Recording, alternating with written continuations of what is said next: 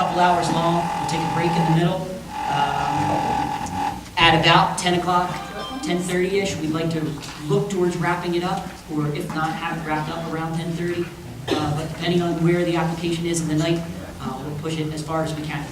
Okay, and Mr. Chairman, just a couple procedural things. As indicated, this is a special meeting notice, a special meeting, and in accordance with the Open Public Meetings Act, notice of this special meeting was printed in the two borough newspapers, and it was posted in the borough clerk's office, and posted on municipal bulletin boards, and for good measure, posted on the website.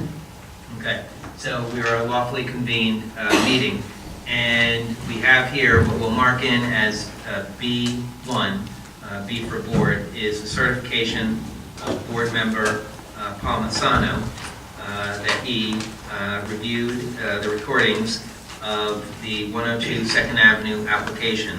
And so you listened to all the document? I mean, awesome. Either reviewed the transcripts and or listened to the tapes. So this is certification dated today, so that's B1. So, Mr. Chairman, not to be lost in this whole thing, that we have to thank our new board member and let all the members of the public know what this means. Before board member Palmisano was a member, this hearing has been going on and on and on and on. And so the law says if we get someone new in the middle of the proceedings, that person can participate and ultimately vote as long as he reviews the transcripts or listens to the tapes. Not always an easy thing to do, not always a fun thing to do, and definitely we sort of said, congratulations, you're on the board, by the way, review this. So thank you, Mr. Palmisano. What was the first meeting, Mr. Kennedy, in November? What? October. So. You must be retired. And what we'll do is we will also swear in our board engineer, Jerry Fried is here. So Jerry, just for the record, you're the borough engineer, I'm sorry. Do you swear that the information and testimony you're about to provide, to the extent you provide any, will be the truth, the best of your knowledge to help you God? I do. Okay. And I think when we last left, as I recall, Mr. Shipers, you were continuing to cross-examine Peter Steck, the objector's planner. Is that correct? That's correct. Okay. So, Mr. Chairman, unless any other issues, I think we should just bring up Mr. Steck again to continue the cross-examination.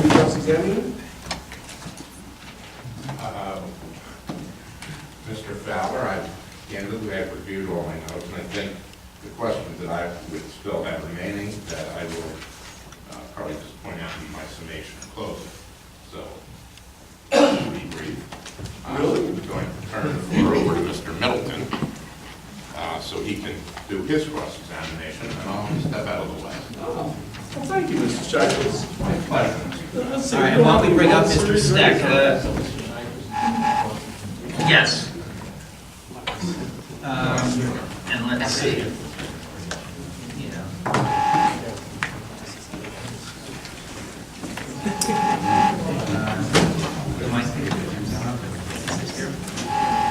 Yeah, Peter Steck. I didn't report about that last time. I mean, what?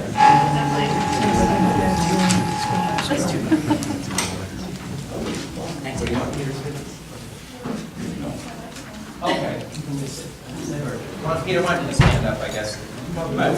So, Mr. Kennedy, following Mr. Middleton's cross-exam, where do we go from here? We are going to, well, what I would suggest is that we break form and maybe, if Mr. Chairman, if you would want, have board member and public member questions of Mr. Steck. I know we've not been doing that. The only reason I'm suggesting that is if we don't finish tonight, hopefully we will, but if we do not, you recall that it's not just the attorney's schedules that are tough. It's all the witnesses, because we haven't really reserved any witnesses. I mean, we haven't finished any witnesses because we didn't have board member questions or public questions.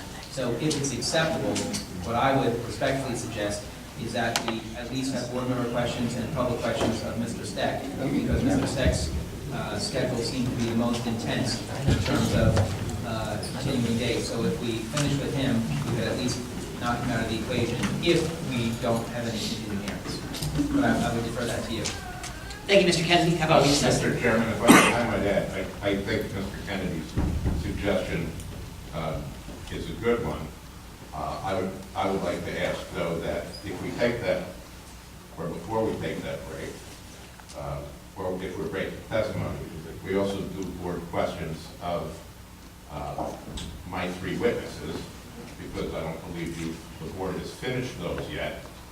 If you have any questions this way, if I have to come back home, have to have my clients bear the expense of bringing all of his experts back, just as Mr. Brodsky will not bear the burden of bringing his witness back. That's fair.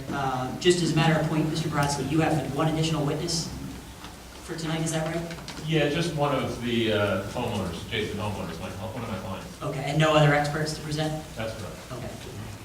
All right, well, maybe we'll reassess that after the cross of Mr. Steck. All right, so just state your name again for the record, sir. Peter G. Steck, S-T-E-C-K. And you were previously sworn, correct? That is correct. And you understand you're still under oath? Yes. And you're testifying in your capacity as a planner? Yes. Okay, Mr. Middleton, you're up. Yeah, Mr. Steck, Timothy B. Middleton, I think we're acquainted. I only have a few questions, so we'll make it short and sweet, hopefully. I was here during your testimony a month ago. And during the direct, you indicated that you believe the removal of the boarding house was not such a great big deal, that whether it was there or not it really didn't matter. Do you recall that testimony? I don't recall those words. I think that my conclusion is that it was clearly not some kind of recognizable benefit that would justify the intensity and the number of variances that were sought. Okay. So why don't that'll be the issue I'm going to focus in on. So why don't we talk about first off-street parking? And would you agree with me that in Belmar, at least between Memorial Day and Labor Day, that off-street parking is a very, very valuable commodity? Yes. And that uses which don't have adequate off-street parking can present real issues and serious issues with the borough. Well, it depends. If some uses generate more parking, more permanent parking than other uses, so it depends on the use. Okay. Would you agree that a use which was short in off-street parking, let's say 35 spaces, would have a substantial impact upon a neighborhood area down near the beach?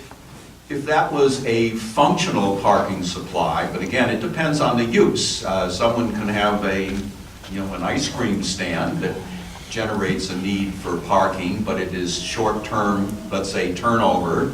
So it depends on the use.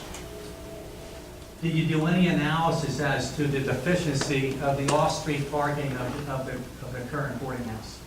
My only observation was that there were essentially 1 or 2 spaces on the property at the current time. And there's 34 rooms in the boarding house, correct? That's my understanding. And assuming each room was filled on a June, July, or August weekend, and assuming each room had at least 1 person, perhaps 2, you could have an off-street parking issue of in excess of 40 spaces, correct? I would doubt that there would be that high a ratio, frankly, because just of the nature of the use,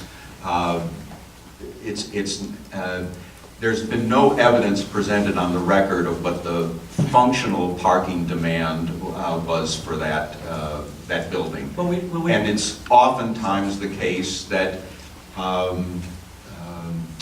short-term stay is not always 1 car per room.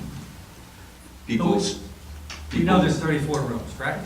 I acknowledge that already. Assume in this question that there's 34 people staying in the premises on a weekend and they all bring their cars, which could happen, correct? That could happen. In that event, we have a shortage of off-street parking of approximately 32 spaces, assuming, as you put it, there's two spaces on site.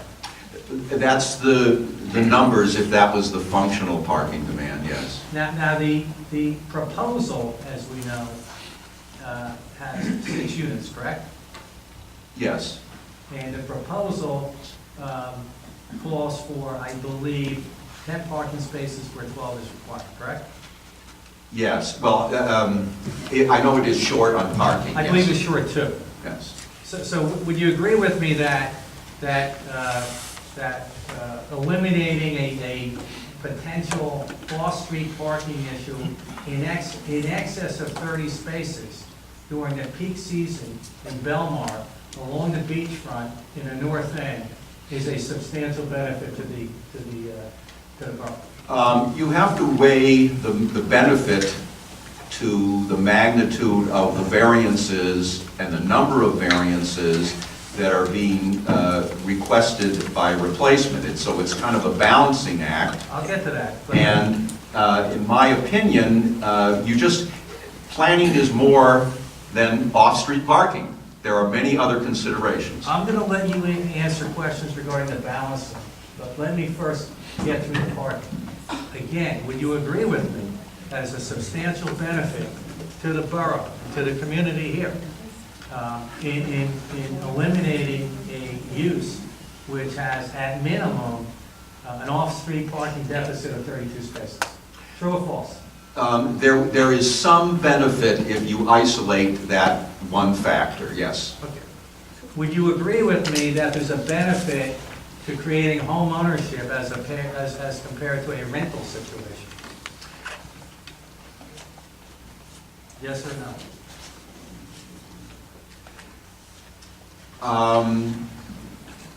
There isn't an automatic benefit of home ownership because you can't, the zoning law can't mandate that a single-family house be only occupied by an owner. Someone can own a piece of property and rent it, and the zoning can't control that. So it's not an issue that's controlled by zoning. We know for a fact that the boarding house is 100% rented, correct? The 34 rooms. My understanding is that, I don't think there's anything on the record that says the level of occupancy of that use. Okay, if in my example I'm going to give you, if on July 4th weekend, the boarding house is fully rented and its 34 rooms are occupied, you would agree with me that they're all rented, there's no home ownership, correct? Unless of course one of the owners would. That's correct. And that although we may expect one or two perhaps of these 6 townhouses, maybe one, maybe not, by and large, you would anticipate at the price point here that they would be home ownership, correct? I think that's the plan of the applicant, but zoning can't control that. Okay. So you're not going to answer that question? I'm going to answer it truthfully. Zoning can't control whether it's owner occupied or renter occupied. Not the question. The question was whether it was a good thing or a bad thing. In my opinion, it is neutral in terms of the merits of this application. So you mean to tell me that this board shouldn't consider the fact that these 6 units will be homeowned as compared to rental like the boarding house? They can't, if the board says, I'm going to approve this because these are all going to be owner occupied, the answer is that's a false basis because the zoning ordinance can't control that. I'll move on. Would you agree with me that controlling off-street drainage is a good thing from a zoning point of view? Yes. And would you acknowledge that the boarding house currently has no provision for off-street drainage? I don't know of any subsurface, and clearly that would be the case because of its age. The control of off-street drainage is a more recent issue that is required of new construction. So anybody that's building new construction, if someone built a single-family home on this property, they would have to have the appropriate on-site drainage. If someone built two... We're going to get there, just, you acknowledge that. You gotta let him answer, sorry. He's gonna ask a question, you gotta let him finish his answer. I'll let you finish, I just. Any new development on this property is going to be subject to some drainage control. Right. Whether it's a one-family house or two single-family houses, any development is going to be required to control its stormwater runoff. I agree, and that's a good thing, correct? Yes, Okay, and this application, if approved, would provide for off-street runoff control, correct? as with any new construction. But in fact, this application, which is new construction, will provide for runoff control, correct? Yes.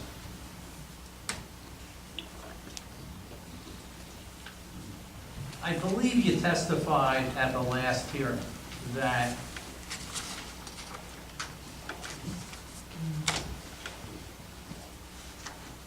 because of the number of variances and the magnitude of the variances, you thought this application was offensive, correct? I think the applicant has not met its burden of proof to justify the granting of the variances requested.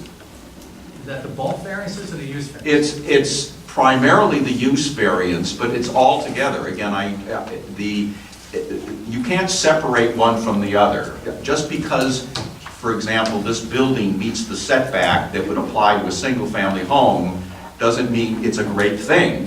One could argue that because this is a use that isn't permitted, there ought to be greater setbacks than would apply to a single-family house.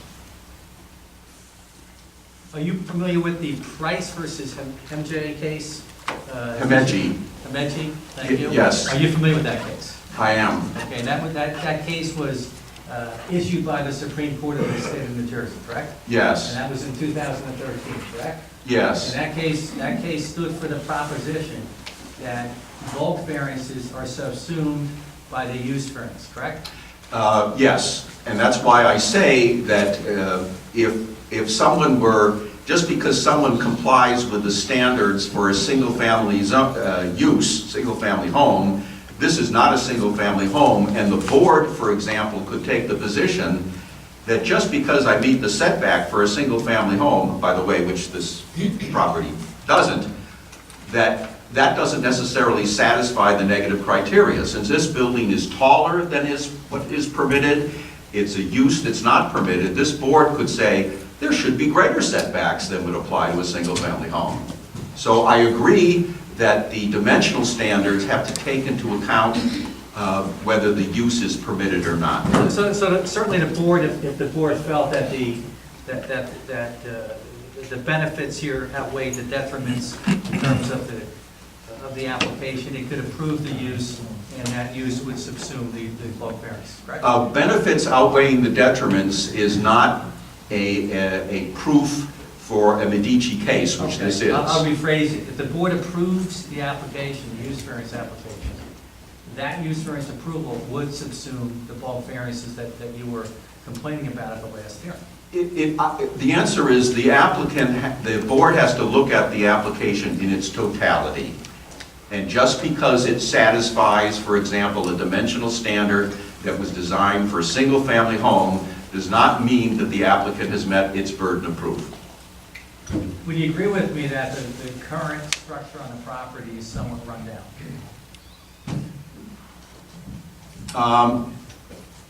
I think it's reasonable. I wouldn't call it a blighting influence on the neighborhood. It is not in, I would say, tip-top shape, but there is no detriment to the surrounding area that I can detect from the presence of this existing use. So you're telling me you don't agree with my description of the building as somewhat run down? I think I wouldn't call it rundown in the sense that it is a detriment to the surrounding area, because there's no evidence that it has a detrimental effect on the surrounding area. That's not the question. I'm not using my phrase in my description.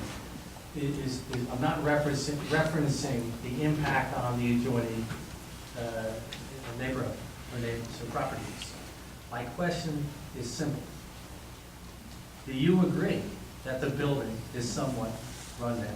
I think it is reasonably well maintained for its age. So that's somewhere between tip-top and run down? Yes, it's somewhere in the middle. You ever been in the building?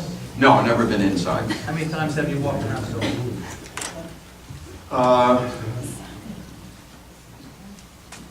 At least 2 times and maybe 3, but at least 2 times I don't. When's the last time you walked around? It was probably at the last hearing. April. Yes. Do you believe that the proposed 6 townhouses are within in the character of the neighborhood? No. You don't? No. That was an emphatic no, correct? That was an emphatic no. And are you familiar with the neighborhood? Yes. And are you familiar with the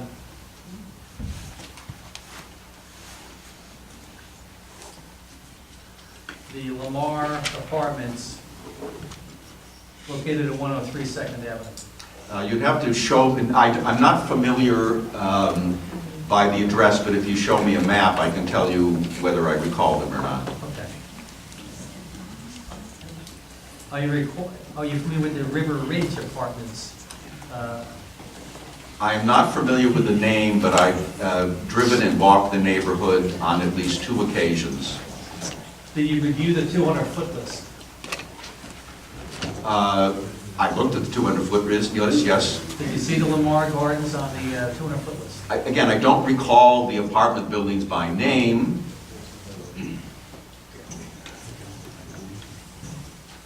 I don't recall the apartment buildings by name. If you show me on a map where they are, I can tell you whether I viewed them or not. Okay, I'm going to get to the map.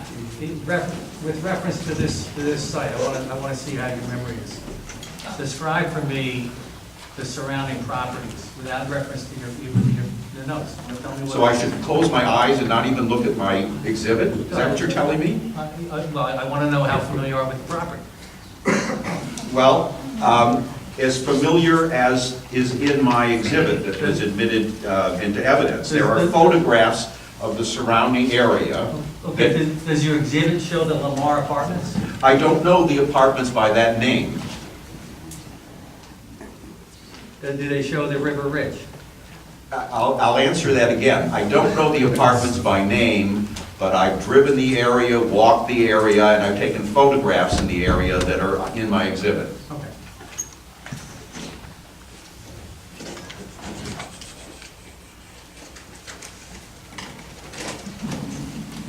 Pointing to a map that's been previously identified, I believe, as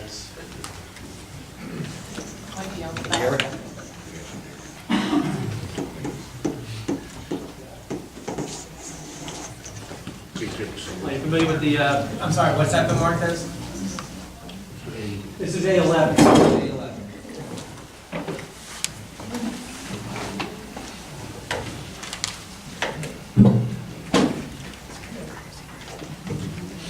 Are you familiar with A11? Yes. Okay. 103 2nd Avenue, I'm pointing with my finger is the Lamar Apartments. Yeah, those are the units that are shown in my exhibit on page P3 on photograph number 7 on the right-hand side. It's a 2-story garden apartment style. I think you indicated at the last hearing that you were concerned regarding the fact that the subject application had a density of 18 units per acre, correct? I think the exact number was 17.4 units an acre. If I told you that the Lamar Apartments had a density of 35 units per acre, would that surprise you? No. The River Ridge, point two, are here. Are you familiar with those? Yes. There's 144 units there and have a density of 45 units per acre. Would that impact your decision that the 17 units per acre of the subject application is out of character with this neighborhood? The answer is that the master plan referenced those multifamily uses in its existing land use map. None of those buildings are anywhere close to the height of the subject application. And despite knowing the presence of those multifamily uses, the planning board recommended a low-density designation for this area, which is up to a maximum of 7 units an acre, and the governing body zoned this for single family. So it was aware of those multifamily developments and retained the policy, both in the master plan and the zoning ordinance, of single-family development. You shift the gears up, because I'm talking about the character of the neighborhood, not at this point the zone plan or master plan, which I don't. But the master plan describes the neighborhood. Mrs. Steck, let me ask the question. Okay, I'm talking about the character of the neighborhood. So we know we have the Belmar right across the street at 35 units an acre, and we have River Ridge at 45 units. Are you familiar with Belhaven? I'll repeat, I don't know them by name, but I drove the area. And if you point them out, I can tell you whether I've seen them and whether they're on my exhibit. Belhaven, I'll point to with my finger, okay, is catty corner to the subject, west of catty corner.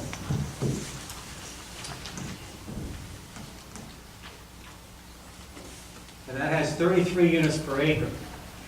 Again, that's within 200 feet of the subject property. There's nothing magic about the 200 feet other than it's a statutory requirement for a notice issue. And those units are shown on P4 of my exhibit, number 10 on the right-hand side. They are not as tall as the subject property, and the master plan's analysis of existing land uses showed them. So the governing body was aware of these non-conforming uses. How tall are the units at Belhaven?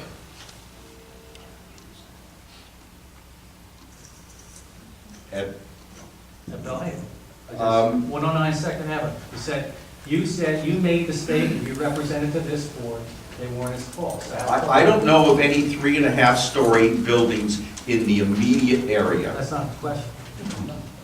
I asked you because you represented to the board, they're not as tall. How tall are they? In stories, they're not 3.5 stories in height. Lamar Gardens, how tall are they? They're 2 stories, I believe. What's the height in feet? I didn't measure it, and there's nothing on the record that says what it is from the applicant. Well, But the it's applicant never made a representation about the height like you did. Let's face it. So, If you look at the number of stories, it's very apparent when looking at it that none of the buildings in the immediate area are 3.5 stories in height. Are you familiar with North Wind condominiums at 5 Ocean Avenue? Not by name.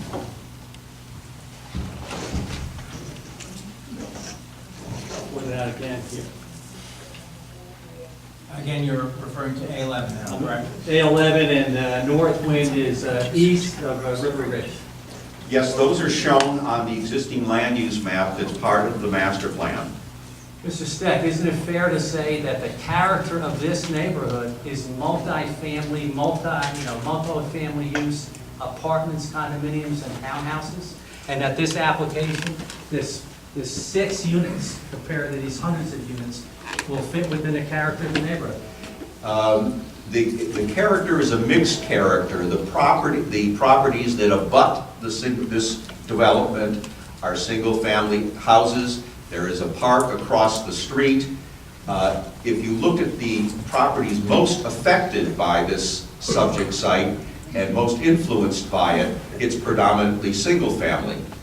How many single-family homes, and I'm talking not two-family or three-family, or the apartments or townhouses, are located within 200 feet of the subject, you know? I didn't measure that because there's nothing magic about the 200-foot list. The properties that are closest to this are more important, in my opinion, and it is clear from looking at the master plan that the planning board knew about the number of multifamily in the area, the governing body knew about it. In fact, the master plan says despite the incidence of multifamily use, the planning board recommended a single-family designation. And the master plan will also recognize the importance of the multifamily homes, correct? Yes, but And not, as we but spoke about not, the last but not in this area. We got it one at a time, transmission system, and the transcriber will be quite upset. So, Mr. Middleton, why don't you rephrase your question, and then Mr. Steck, you can answer it. Mr. Steck, and without reference to the master plan, because I just want you to own it on the character of this particular neighborhood. Isn't it fair to say that the character of this neighborhood is predominantly apartments, townhouses, and multifamily use? No. Okay? Is this still a part of that summation that you have going on? I got one more question. Just go there. Take your time, Mr. Miller. No, I'm not taking, I'm trying to get rid of this.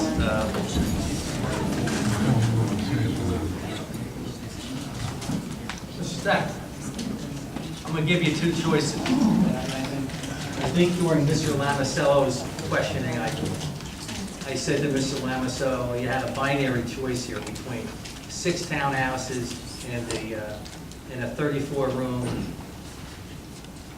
however we want to describe it, rundown, tip-top boarding house.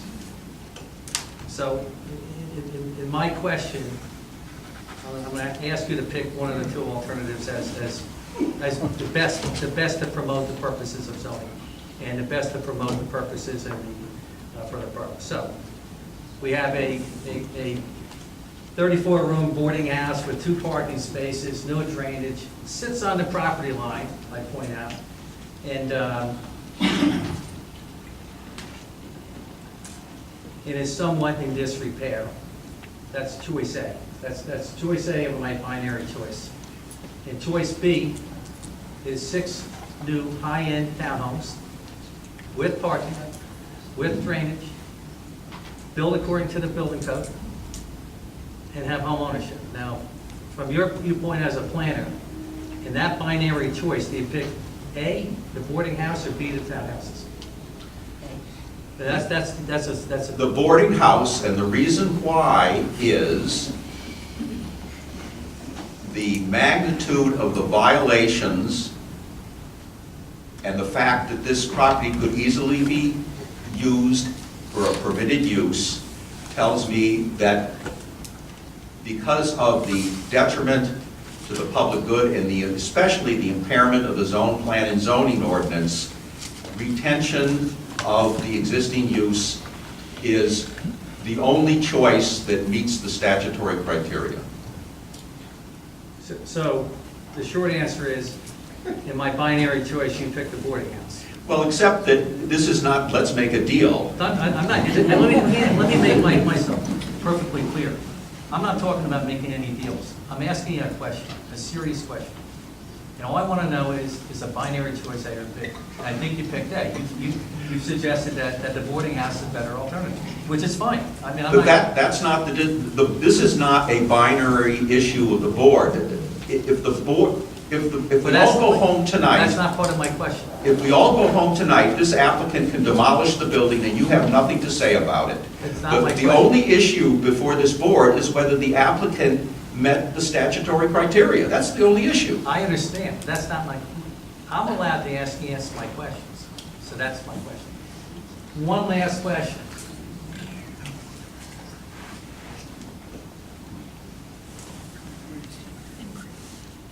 Woody Hayes once said that when you throw a football, you got two out of the three things that happen are bad. You can have an interception, drop pass, and the only good thing that can happen is to complete the pass. So 2 out of 3 are bad.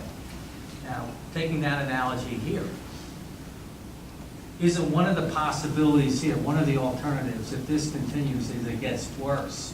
Is that a possibility? We have something worse happen if this use continues. We have a new owner, we have an owner who wants to, and this is not a scare tactic, so don't get me wrong. We have an owner who wants to go Section 8. We have an owner who wants to deal with other issues. We have an owner who wants to go full-time year-round.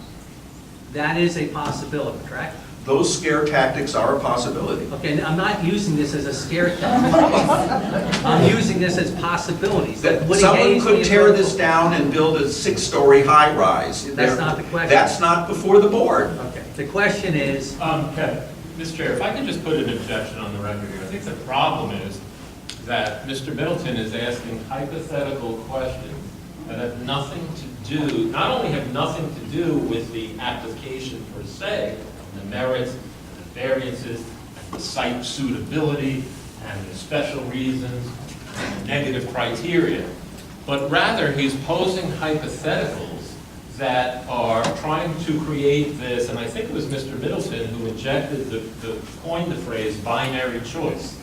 That is, he has said in one of the briefs, the board has a choice, either approve this application or live with the seasonal hotel.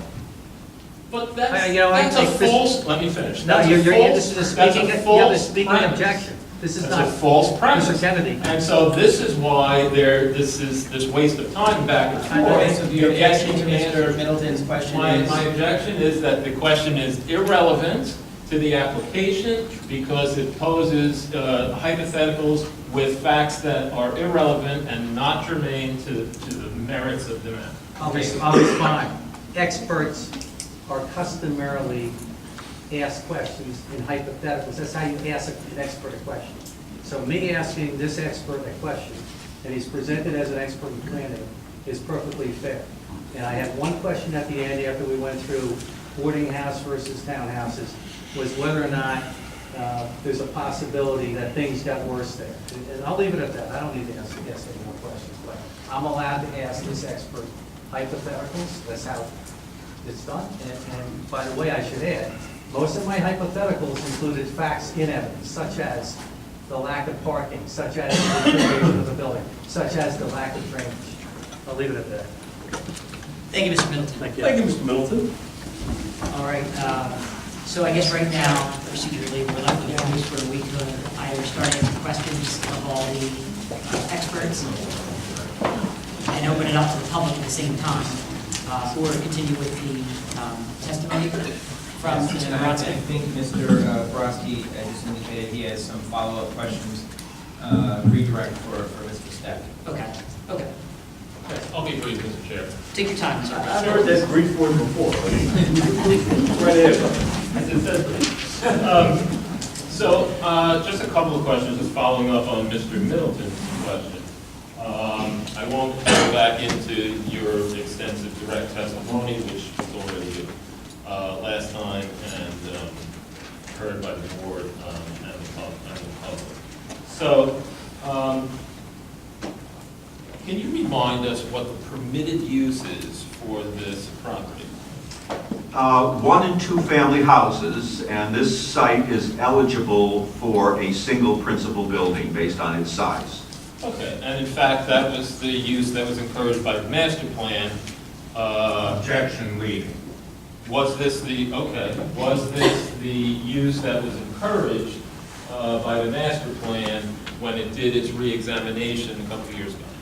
Yes, even though the master plan acknowledged the incidence of multifamily uses in the area, its policy recommendation was for a single-family zone, and that's the zone that is consistent with that recommendation, the current R75 zone. And when Mr. Middleton asked about the Hemingway case with regard to bulk variances being subsumed within the use variance, you recall that? Yes. Okay. That doesn't mean, or strike that, does that mean that if a board grants a D1 variance, the applicable zoning bulk criteria are irrelevant? No, it doesn't mean that it's irrelevant. The best way I can explain it is if someone is putting a gas station in a single-family zone, the applicant is going to say, well, look, I meet the setbacks for single-family houses. Well, that doesn't answer the question, and clearly such setbacks were intended for a single-family house rather than for a gas station. That's why I mentioned here that the important issue is the fact that the applicant is proposing a use that is not permitted in the zone. And while the applicant has a chart that says, look, I meet the setback standards for single-family houses, as I said earlier, the board could say because this is a building that is too tall, that covers a greater part of the lot, that is more outside the setback standards, the building envelope, than inside, one could say that greater dimensional, more restrictive setbacks are needed because of the size of this building. So the Hemingway case says that you focus on the use itself, and that just because, in my opinion, just because someone meets the setback standards for another use that happened to be a permitted use doesn't automatically mean that the applicant met the negative criterion. And so that's exactly what was my next question. So when any board is considering whether or not to grant a use variance, a D variance, right, which in this case would be for the proposed use, multifamily use, where that's not permitted in the zone, that's a D1 variance, correct? Correct. Is the negative criteria relevant?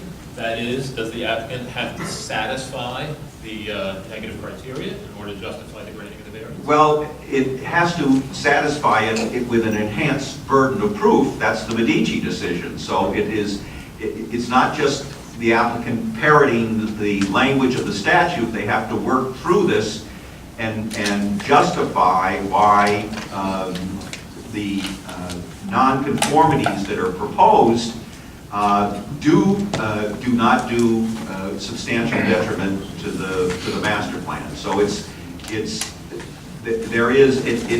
I guess to put it briefly, a Medici or D1 variance is the heaviest burden of the applicant of all variances. And typically, would the fact that a proposed application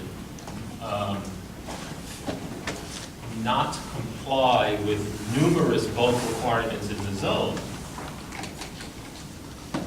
would that make it very hard to satisfy negative criteria?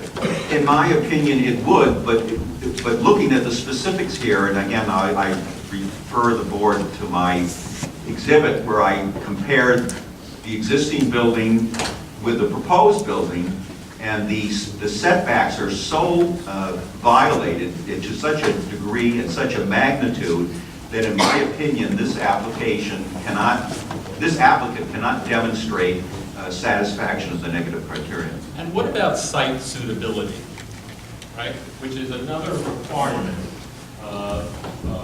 or another relevant consideration when a zoning board is considering a D1 variance. That is part and parcel of the proofs under the Medici decision. Okay.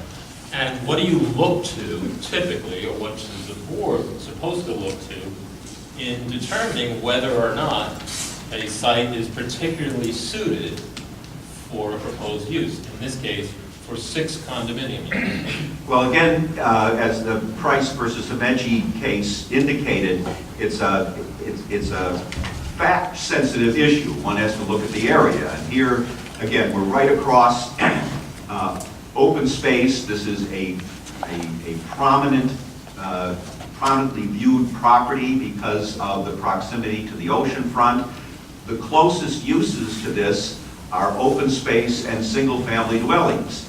And that, in my opinion, the impact on those areas suggests to me that the applicant has not come close to meeting the issue of particular suitability. This is a site that is very prominent. One would suggest that the municipality ought to be more sensitive to it because it is such a prominent property, and to violate the setbacks on one street, the building coverage, the height limits in such a prominent location, in my opinion, suggests that this site is not particularly suited for this use. And just one last question. Anything have to, with respect to the binary option, or whatever language was used by Mr. Middleton, can't this property be used for what it's zoned for, single-family residential? Yes, in fact, I understand it was advertised for a single-family home, so that there's no reason why it can't be used. And what is interesting is that it's advertised on the internet as able to be renovated and to be used for a single-family dwelling. Right. Or for tremendous potential, single-family home with complete renovation or for development. That's the language on the internet for the real estate ads. And it was listed for $2,850,000 accompanying that description. That's the number I saw. And in addition to the permitted single-family use, and one of the applicant's witnesses testified that maybe it could be subdivided into 2 lots for 2 homes, is there any magic to 6 units? There is no magic to it. Objection outside of cross-examination. Outside the scope. Well, Mr. Middleton gave his binary choice. 6, what's better, 6 units or the existing use? My only point is those are not the only 2 choices. There are a number of other choices, correct, for the development of this property. There's an infinite number of choices, and they're not before the board. That's right, because the only thing before the board are the 6 condominium units with the variances that are necessitated. We understand. And so, but there could be other applications, correct? Yes, but the issue is not whether the rooming house is retained or not.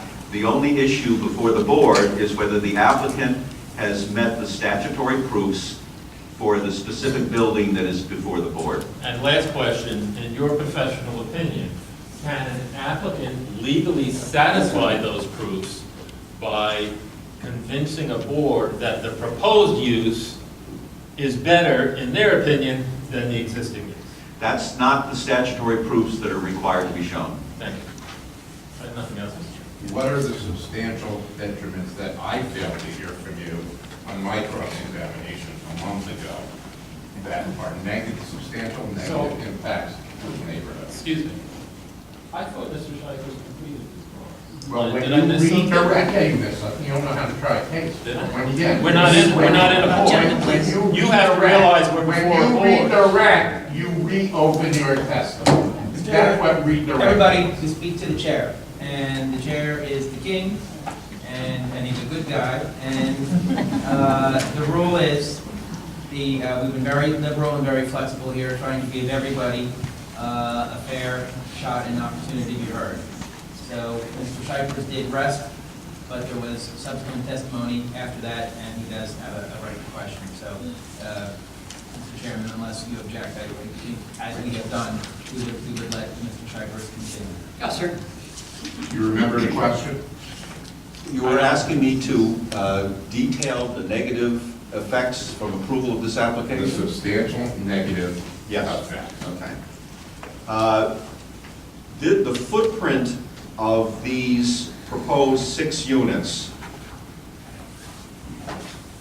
is predominantly outside the building envelope, eligible building envelope. This is the first time in my career where I saw a building more outside where you could build than on the inside.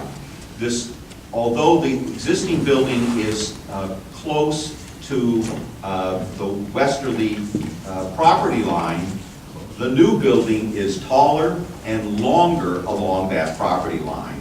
And if you recall, that's where going to be the HVAC units are going to be tucked in along there.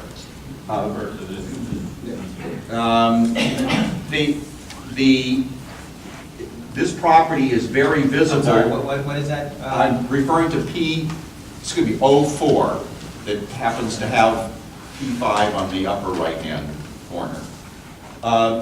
This property along River Avenue, and that's a very visible part of the property because it's by a public park. A lot of people are going to see it. This substantially violates the setback requirement, both with porches and the main part of the building. This building is taller than any of the buildings in the area by number of stories. This building has a building coverage of 52%, whereas in maximum of 20%. And that has nothing to do with the shape of the property. That index is simply multiplied times the square footage. This proposal has a lot coverage of 60.2%, where a maximum is 40. And again, that's a featureless index. It has nothing to do with the shape of the property or its location. That's generically there.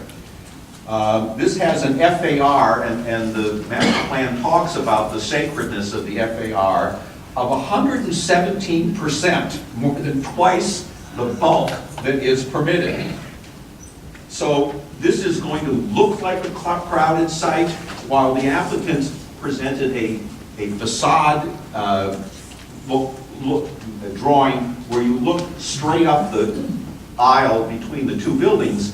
If you stop on the street, you're going to see that, but the answer is this is going to appear as one large mass to anybody that isn't in that exact location. So this is much too big. It is over 3 times the density, the number of units per acre. It is over 2 times the building coverage, over two times the, over 2 times the FAR. It is clearly so massive that, in my opinion, it cannot be justified. Okay, so, other than the litany, and I thank you for the recitation to the board that you don't like the size, other than the... It isn't a matter of whether I like it or Let me not. ask my question, and you can give your Sorry. answer. Thank you. So you have not listed any detriment to any off-site parcels that is a substantial detriment, not just to the parcel, you know the standard, Mr. Steck, it's to the community. Substantial detriment to the community. What is a substantial detriment other than requesting bulk variances here? It is a use that is not permitted. The master plan is 100% clear that FAR is a sacred measure of building bulk. This should be a single-family use, so there's clearly substantial impairment of the zone plan and zoning ordinance. This building is taller, being proposed is taller than what is there today, and it extends along the westerly property line to a greater degree. That blocks light, air, and open space, which is a classic protection of why you have zoning. The part of this building, first of all, there's an unusual, one of the units is triangular. Now that suggests to you a little bit of stuffing, because most people don't have triangular apartments. That suggests something. Mr. Chairman, maybe I could get an answer to other than his substantial objection. Well, I'm trying to give you a comprehensive answer. Speed and re-litigating your speech. Like Mr. Middleton, I'd just like a somewhat short answer, if possible, to a question. Identify substantial negative impact to the community, other than the size of the building. That's exactly what I'm answering. I'm saying that from the public view of the park, this is going to be a building that is going to appear too big and too close to the property line. This adversely affects the 2 houses to the west. It is a building that occupies too much of the lot. It doesn't have the open space that was being required. All of those are, in my opinion, substantial detriments. Is the White House as currently constituted a desirable visual environment entering Belmar from the north on Ocean To Avenue? someone Yes that or no? is educated as to the history of the shore, it is, in my opinion, there is another municipality that, there are other municipalities would consider this something to be preserved because of historic preservation. In my opinion, it is, to someone who is educated about the history of the shore, it is a comfortable use that's there. Well, being educated about, let's say, Belmar, are you familiar with, let's say, the oceanfront redevelopment since 2000 as to what type of structures actually came down and what they were replaced with, and what may still be a few standing buildings? That's the point. This is not. Are you familiar with that? I am not, because that has nothing to do with this area. That's a different area of the municipality. Well, how about if I say to you, it's 2 blocks away? That is a different area. That doesn't have the influence of the properties that are proximate to this property. Nothing further, Mr. Steckles. Thank you, Mr. Chambers. All right, that is the end of the testimony and cross for Mr. Steck. Is that correct, attorneys? Okay.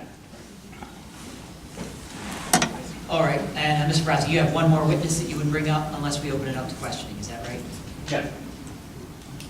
Mr. Chambers, do you have any other witnesses? Or any other I was testimony? considering putting Ms. Ernst back on, but I think you all understand Ms. Ernst's position and recall her testimony. So notwithstanding, I know she's eager to testify, I don't think I'm going to put her back on, because I'd like to wrap this up this evening. All right, thank you. And Mr. Kennedy, what would we expect if we heard Mr. Brodsky's witness and then move to the question? We can That's open it up fine. to all the experts at the same time. That's fine. All right, does anybody on the board disagree with that? I would prefer just to move forward with the standard course on this. Seeing no objections, that's what we'll do. Mr. Brodsky, could you Sure. bring your witness up? Sure. Mr. Russell? Hi. Mr. Kennedy? All right, good evening. Can we just state your name for the record? Joel Russell, 106 Second Avenue. And Russell is R-U-S-S-E-L-L? All right, good evening and welcome. If you could just raise your right hand. Do you swear that the testimony information you're about to provide is the truth, best of your knowledge, so help you God? I do. Thank you. Have a seat. And just for the record, you are the objectors that's being represented by Mr. Frost. Yes, I'm the one of those west properties mentioned too. I'm the closest one of the closest to the property. Very good, thank you. And Mr. Russell, if you want, just refer, if you want to refer to, that's A17, just showing the board where you live.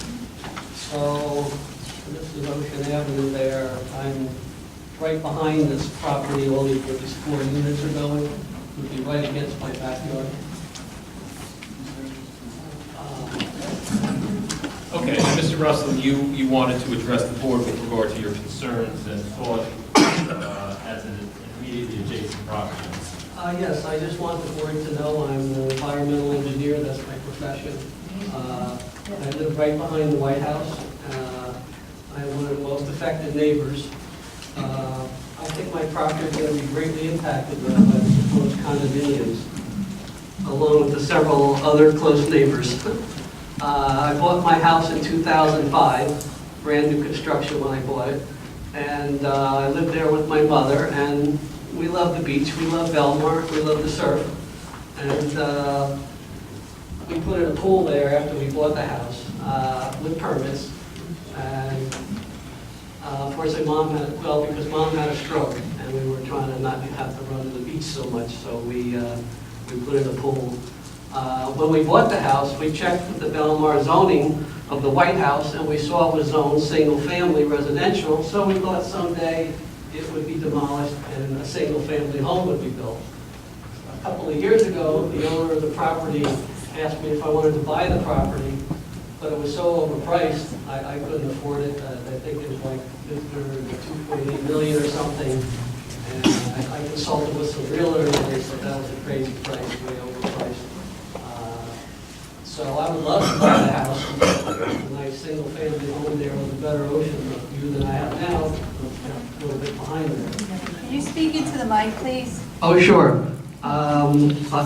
A couple of years ago, like I said, I would love to have bought the property, but it was overpriced and built my own single-family home. I was very shocked when Mr. Merkler approached me last summer with the plans for 6 condominium townhouses. I thought, how could this possibly be? It's its own single-family residential. Even more upsetting, I found out there would be 8 air conditioners right in my backyard running, you know, in the summer, probably a lot. As you know, the houses in Belmar are all very close together as they are now. So not only will I be hearing these air conditioners, but there's going to be back doors in the units. My understanding of the plans, will people be coming in and out of the units, ringing doorbells, knocking on doors, you know, anytime they want, which is, you know, crazy. I asked Mr. Merkler if we consider less units, and the answer was no. He wasn't flexible at all. I know Mr. Merkler is a well-respected builder in Belmar, a family man, and I respect him for that, but I thought, what a greedy man. He doesn't care. He will be living in his oceanfront units with no air conditioning noises, and we have to suffer in the back. I love to sleep with the windows open, catching the beautiful ocean breezes in Belmar. Who wants to hear 8 air conditioning units going off all the time? The board has heard testimony from my neighbors who own the oceanfront house directly across from the subject property, and they don't have any objections, of course. They're not going to hear the air conditioning units going on day and night.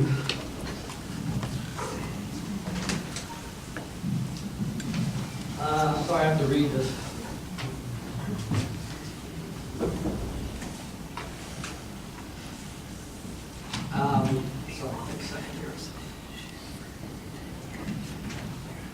As you may know, I may not know, I take great pride in my property. I plant beautiful flowers in the summer. I love the Belmar in the summer season. I plan to retire at my home in Belmar, but I think Mr. Merkler is going to ruin my plans if this townhouse gets approved. I'll probably have to sell my house at a loss. It's so high, there's not going to be any more sunlight in my backyard. The pool, I'll probably just have to close the pool. Who's going to want to be at the pool when it's shaded all the time by 3.5-story townhouses next door? I think it's a sad day for Belmar if you approve these condos. Clearly, single-family homes are what belong there. I think we've heard this a million times. The master plan calls for single-family home to be built in this lot. I just respectfully request the board, let's keep Belmar more single-family, more like Spring Lake and Avon type community. And I think if we do that, all of our home values are going to rise substantially, as opposed to more multi-type family housing I think is a detriment to the community. And I just ask and pray that you vote no, and I thank you for your time and consideration.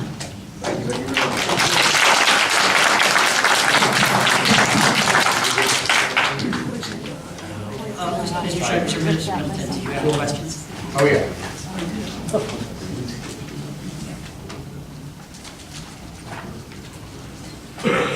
You can have a seat if you like, Lynette. I prefer to stay. I understand. Mr. Russell,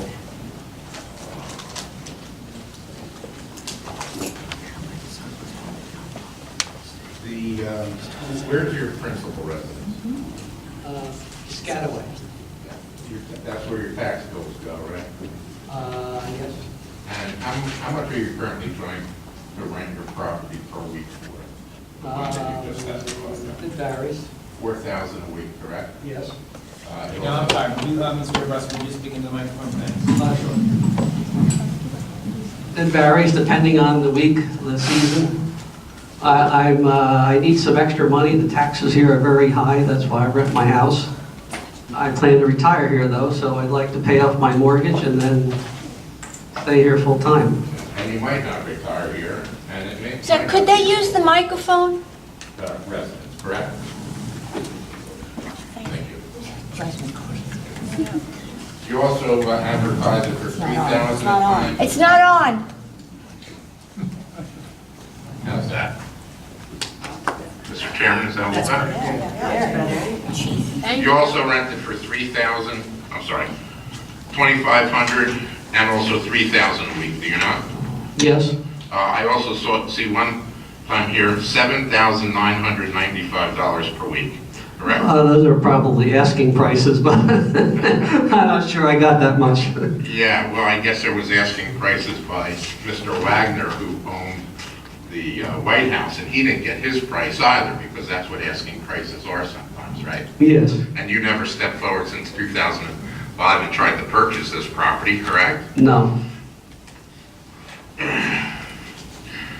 Now, it being a rental home of yours, how many bedrooms are in this place?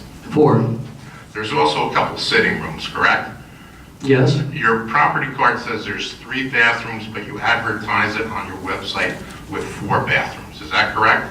Let me see. 1, 2, 3, 4. 4, yes. Yeah, so the town knows of 3 bathrooms, but there's 4 bathrooms in the place, correct? Well, it was built by a builder. I didn't get any permits for, I took it. The builder got all the permits, so whatever it's permitted for. If there's a discrepancy, I'll certainly correct it, but I'm only aware of. How about the basement? Did you finish the basement or did No, the it's builder build it? unfinished, and I'm really afraid of flooding if this proposed condominiums are built, because all the grass is going to be gone, and then the whole place will be filled with concrete. You're going to need some really good drainage protection measures now that aren't required. So you're taking issue with the engineer, the Falco, as to the site plan for drainage, where no drainage exists on the current property. Is that what you're doing? I'm not an expert in drainage, but I do know as soon as you start filling it all up with concrete, which once could soak into there's quite a substantial lawn there now at the White House, you're going to have a lot of drainage procedures. What's the full backyard on your property? The size? No, what is there? It's a full pool with some walking area around it of what, pavers or Pavers, cement? and there's a garden area. How many square foot of garden? About 20? Oh, more than that, but I don't know exactly. All right, so this rental property that you have, how many required parking spaces are you required to have under our ordinance? Do you know?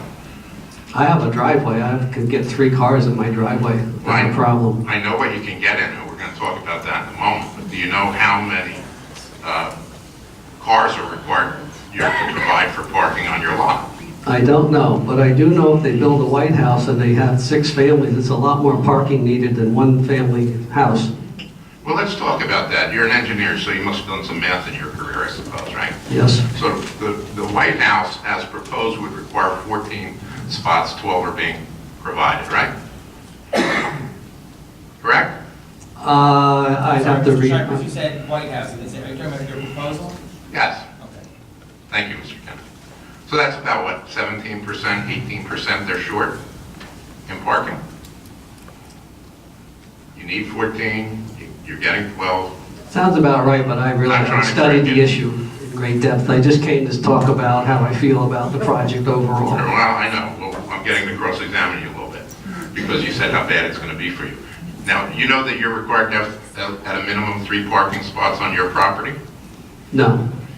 And you're familiar with the borough ordinance that you're not allowed to park in a front yard setback, correct? Are you familiar with that? Front yard setback. If you say so, I'm not familiar with All that. right, well, if I show you a Google Earth map, Kevin, Mr. Kennedy, what would be our next marking? I believe we are up to A26. 826. Identify what A26 is? Yeah, it's a Google download that we downloaded from my office a couple of months ago that shows the Paleo House, the Russell House, and the westerly portion of the White House. Can you show that to Mr. Brodsky?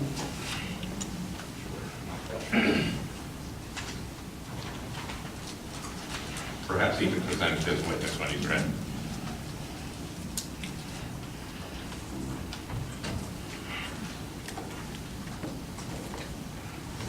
Do you see your house? Yes. Do you see how many cars are in the driveway? 3. How far from the sidewalk is the 3rd car?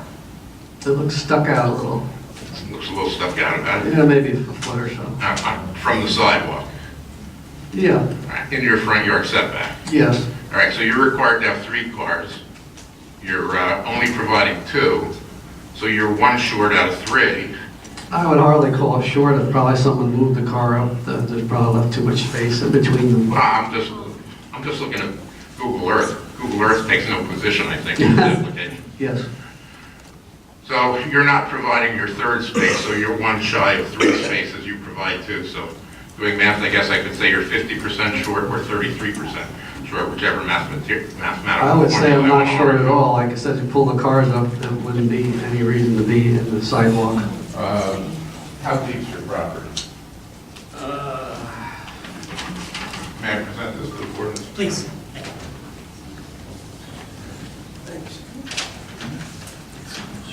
What's your front yard setback, if you don't know that answer? I don't know.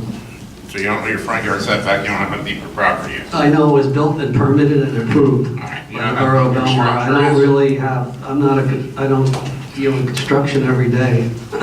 But you're an engineer. Yes, Where'd you go to school? NJIT. Right, great school. All right, Mr. Kennedy. Mr. Chair, What about Mr. Mr. Chair, I'm trying to figure out the relevance of the questioning. I'm ready to move on. Mr. Shivers doesn't want to talk about the property that forms the subject matter of this application, all the variances associated with it. But it still stretches the imagination for relevance to ask him about where he went to school and how many cars are in the driveway. No, because cars and driveway is a parking issue, just like the White House. But his property is not before the board. All right, well, I think Mr. Shivers indicated that he was finished with his point. Are you familiar, Mr. Russell, that if you were to build your house today, you would require 8 variances? Are you familiar with that? How could he be familiar with that? Yes or no question, it's not for his counsel. I have to He's say, not building it today, it's built already. I have to refrain from answering that because that's, The answer is no, or if you don't know, you don't. I don't know. You said twice that the price was so overpriced by Mr. Wagner of attempting to get value out of his property when you inquired of him, is that correct? I was told by realtors it was way overpriced, and I actually looked at some other oceanfront lots on Ocean Avenue.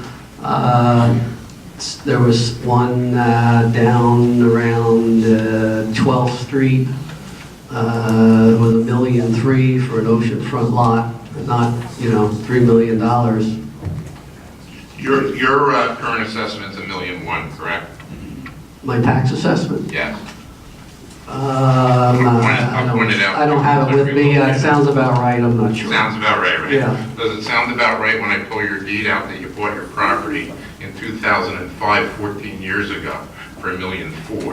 Yes, $1.35 million, I thought. All right, well, tax records or the deed seems to say $1.4 million. The assessment, if I pull the assessment card out, says your property at that point was assessed $800,000. Were you aware and paid taxes on $800,000 of assessments from 08 till about 2012? Objection, Mr. Chair. Kennedy, you have to rule on this. This is, what is the benefit to the board? What is the relevance of what this man paid for his property? We don't know what the equalization ratio was. And even if we did, it's irrelevant to the matter before the board. It's completely irrelevant. You're not allowed to complain because he has a favorable assessment? I mean, he lives next door. You're offering him 5 feet of open space, and he should be thankful for that? He's telling you why he's not. Would you like to be sworn in and testify? You already wanted me to do. Gentlemen, Guys, here we go. Don't come in my face. I'm not coming in your face. You don't There's tell been me. a question. Sit down. guys, Sit down. we gotta hear Mr. There's been a Kennedy. question of, is the assessment from Mr. Russell relevant to this application? I'd like to be heard on it. Mr. Crosby raised an objection to that, and Mr. Scheifert, you're going to respond. How Yes, is this thank relevant? you. It is relevant because Mr. Russell is talking about purchase values in Belmar. He purchased the adjacent, much smaller property with a structure on it for $1.4 million. It was assessed at $808,700, almost half the value he paid. The White House, Mr. Kennedy, is assessed at $2,100,000 and change. But Mr. Merkler, paying only 20% more, is paying an outrageous, so overpriced price, according to Mr. Russell. So maybe Mr. Russell can buy at half an assessment, but when Mr. Merkler buys at 80% of an assessment, that's so overpriced. So if people are going to make those statements to the board, they should know their facts, and I get to cross him all evening on it if I want to. All right, I think we're done with this point now. Yes, back Let's move on, Mr. to, Chairman. are we voting on this application to see? I have no further questions of Mr. Russell. Thank you, Mr. Schenkler. Oh, hold on, Mr. Middleton, did you have any questions? No. Thank you. Thank you, Board. And Mr. Brodsky, were you? Thank you, sir.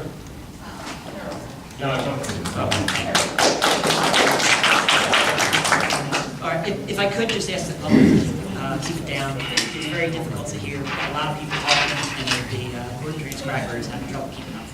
Thank you. With that, where are we, Mr. Kennedy? All right, Mr. Brodsky, you, as I believe, you have completed your objections, correct?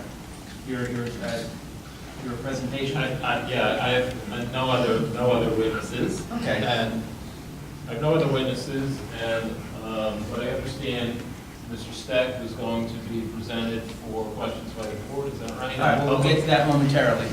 So I think, Mr. Chairman, for those of us who are keeping score at home, Bill Shipers and his team have finished their presentation and they've rested. And Tim Middleton, Tim, do you have any additional witnesses to present? No. Okay, so Tim has rested and Mr. Brodsky has rested. So now I think to the extent that you, in whatever format you want to, open up the various witnesses to questions from the board and the public. Excellent. Thank you, Mr. Kennedy. With that, what I'm going to suggest is we take a 15-minute break, and then when we come back, we're going to start right up with board questions. We'll go to Mr. Of the No, there's none. All right. 8:50.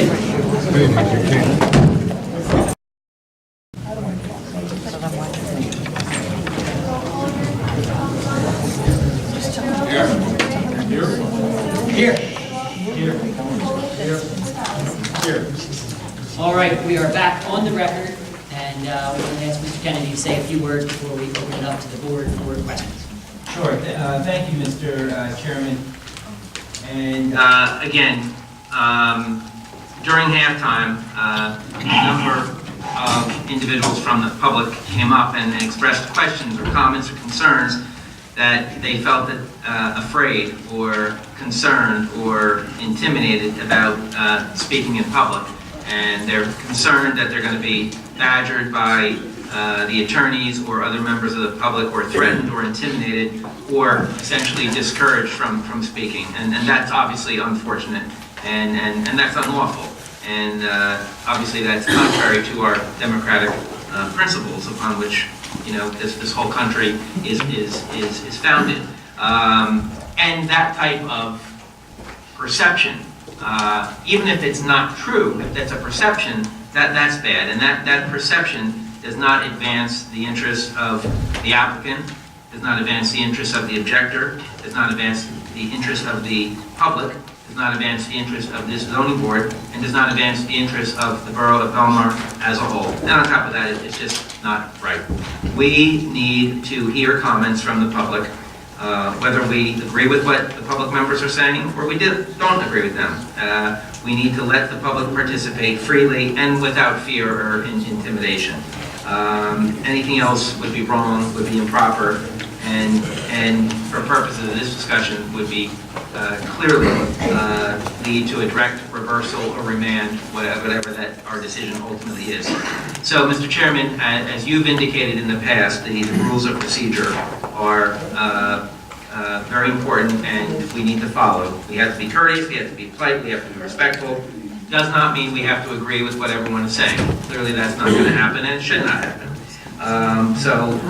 Mr. Chairman, just in short, the general rules, we want to have everyone refrain, and this would including attorneys and witnesses too, refrain from unsolicited comments, refrain from applause, or refrain from jeering. It complicates the hearing process, it complicates the transcript process, and it compromises the transcript process, because when someone thinks they're making a good point and the transcriber can't record it because it's not picked up on the microphone, that's a problem. Again, this application is ultimately going to be approved, or it's going to be approved with conditions, or it's going to be denied. And it's going to be approved with conditions, or denied based upon the testimony and evidence that they provide, based upon the applicant's ability to satisfy the standards, and based upon the comments from the public. It's not a popularity contest. The number of people who are here, who have, if there's more supporters here than there are objectors, doesn't mean anything, and the reverse is true too. We have to let the process unfold, and if we don't let the process unfold, whatever decision we make will be flawed, and will be ultimately fatally flawed, and it's just going to end up here again. So against that backdrop, I know tensions are high, and I know there's a lot of things on the agenda, and it's been a long time here, and I know we're anxious to have the situation resolved, but as we do with every single application, we have to adjudicate this in the right and proper fashion, and in accordance with the correct procedure. So if we could just do that and make a plea to the public, well, by all means, please feel free to participate. There will be no retribution, and there will be no fear, and there will be no intimidation, and we have to stick to that. So against that, Mr. Chairman, I turn it over to you. Thank you. And with that, we'll open it up with Mr. Fowler for board questions. Thanks so much, Mr. Chairman. Who am I directing the question to? You can ask anybody. I'm going to ask everybody that came forward from October, even the man with the socks, to today. If a single-family home was presented, would we all be here now? Ms. Hearn? No. Mr. Merkler? No. Who else came up and talked? Mr. Middleton? You over there somewhere? I'm here. Would you be here? Would I be If a single-family home was presented, would you be here? I would believe not. Thank you. Stripers? I would not. Mr. Socks? I would not. I'm sorry, your name, sir?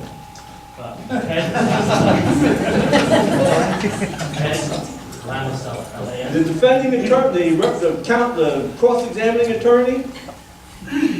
No, single The family. man with the shiny head and the white hair? I would be at another hearing. Okay. The homeowner? No. This homeowner? Anybody else that talked before us from October to May? Anybody else? I have no further questions. Thank you, Mr. Fowler. Thank you, sir. Mr. Capola. I have a question for Mrs. Hearn, if I can. Yes, sir. I actually have a couple. And where is Mary? Oh, okay, and Mary, just for the record, you were previously sworn, and you're recognized you're still under oath. I do. Okay. Mary, a couple questions. I think you can answer them fairly easy. The air conditioners on one side, on the west side, seem to be a problem.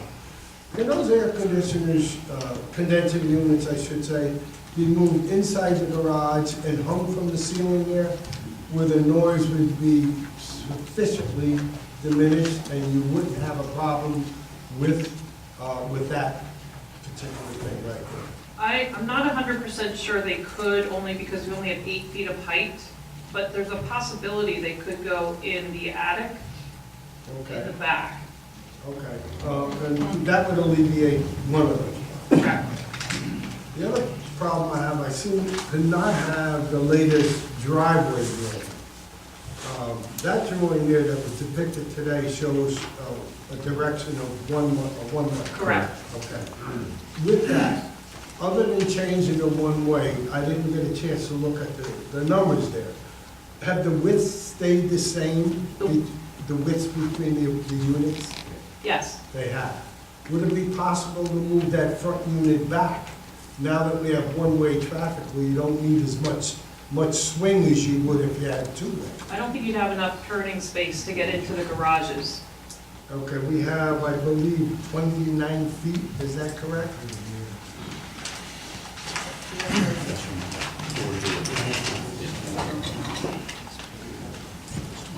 So we have 29 feet to turn a car and get in. It would be nice if you could take some of that space that I don't think you need now. You're the So I'm the architect. architect, maybe that's a better question of Yeah. Rich. Okay. Yeah. I'm sorry. Yeah, Rich DeFalco, the engineer. And you recognize you were previously sworn and you're still under oath? Yes, sir. So I believe that the 29-foot could be reduced, and we could put a turning template on that. It's a matter of, we stuck with 24 feet from the closest portion of the building to make a 24-foot wide driveway, which is what's required for 90-degree parking, and a garage is a 90-degree parking situation. But we do have 29 feet from door to door, where there's overhangs, and it probably could be reduced slightly, So there's so. only 20 feet between the buildings. 20 feet between the building, which is to the balcony, I believe. Correct. Well, the balcony doesn't come into effect, because the car's been going to the balcony no matter what the height. No, in terms of first floor, correct. Yeah. So, We do. We have columns holding up those balconies. but that's gonna be there no matter what. Okay. If you could reduce that, all I'm saying is, then you can move that other building maybe west a little bit and solve some of the variances required on that side. I just ask you to look at that. I think 1 or 2 feet would be the maximum that it could be moved to further to the east. If you could do that and look at the numbers and see if it helps. You don't have to do it, I don't think, that helps. Oh, which building do you want to I move want to move units 5 and 6 to the west? to the west, or if we can move buildings 1, 2, 3, and 4 buildings Well, to the then, east. then we've got an issue at the north end Yeah. there. So I would, if something could be done with 5 and 6, He wants to move the east this way.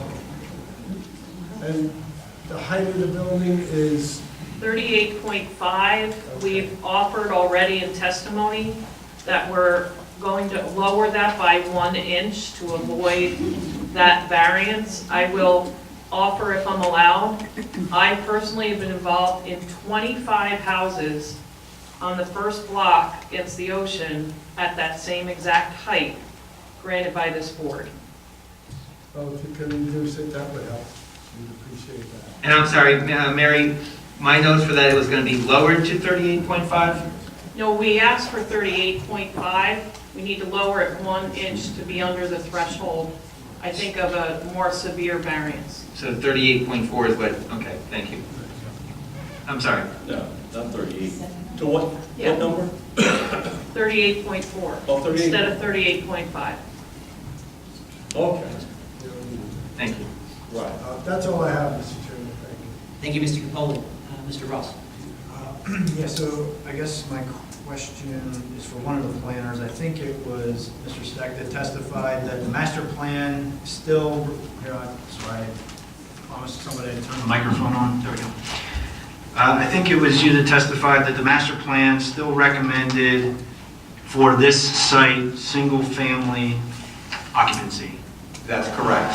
Okay. Did the master plan single out this particular site, or did it also recommend that for all of the properties in the zone, including the other multi-use properties that are on the map?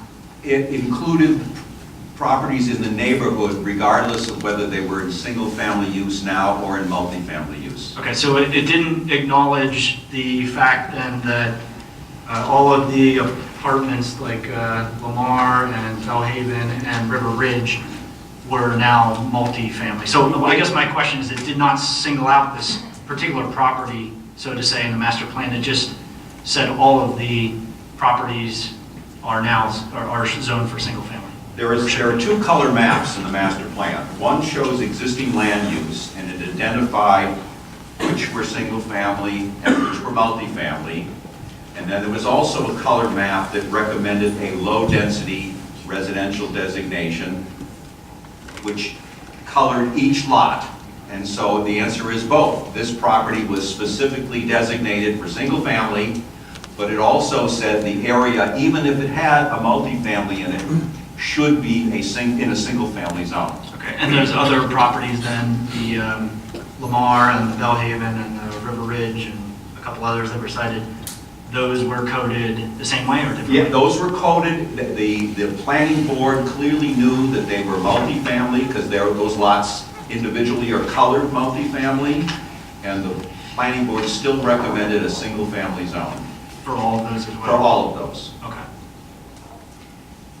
Okay. Well, I have more questions. Oh, sorry. I guess this is P1. I think that was still P1 Well, exhibit, or did it get renumbered? The exhibit was marked, I think, O4. Okay. 04, and you're right, it's in upper right-hand corner is P1. So I have a couple questions in reference to O-4, and it's, you testified, I think, that there was no other 3-story properties in the area? 3.5 story. 3.5 story, which is what is being proposed? Yes. Okay. But you were not saying that there was other, you weren't comparing the height though? Is that right? Well, there are two ways to measure height. One is linear height, and the applicant has reduced it, so it's still a variance, but it came from a D variance to a C variance. So there's still a height variance here, but you measure height in two fashions. You measure height linearly, and you measure height in stories. Right. So this exceeds the maximum height by 1 full story, and it exceeds the linear height by, 9.5% or something. Okay. Maybe I misunderstood. I thought you said 3-story, but I was... No, 3, yes. But 3-story would still exceed the... That's correct. 2.5 story is the maximum. So there's other, it looks like in these pictures, there's other properties, specifically photo 9, that exceed the residential 2.5-story height.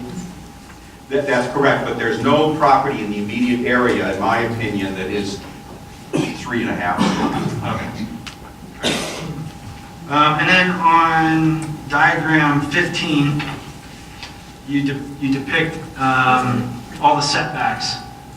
Should there be a property that conforms to all of the FAR and the setbacks. And it looks like a triangle. Yes. So can a single-family home be designed within that footprint? And if so, what would the square footage be? I would have to scale it, but the clear answer is yes. One could put a single-family dwelling within the proper setbacks, in my opinion. I would have to take a couple minutes to calculate what the footprint would be, Okay. and I could do that, but I was just curious that you haven't done that though.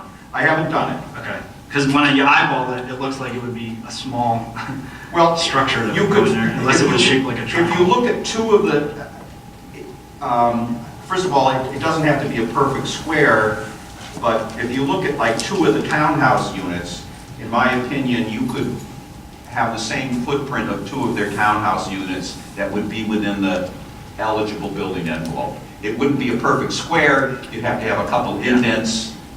Yeah, I kind of did that, and I think it would look like a triangle. Well, you don't, The front two, right? but again, if you maxed it out that way, but, most houses aren't a complete rectangle. There could be bump outs for porches and the like. I guess the reason I'm asking the question is there was significant testimony that a single-family dwelling would be much more suitable, but I'm not sure that we've seen one that, like what it would look like. And when I look at this, it wouldn't look very Well, aesthetic. if a single-family house were proposed, it would go before no board, because there would be no variances and there's no site plan approval. Right, but do you think that it would be, I mean, you mentioned that gateway properties and the town should really look at what the aesthetics of something like that. That was the reason I was asking the question. If somebody were to just go into a single-family home, is it going to look like a small little, it's a pretty big property. And if there was a single-family home trying to be drawn in this triangle, I'm just asking what it would look like when you come over the bridge. It would look like a single-family home with a nice lawn.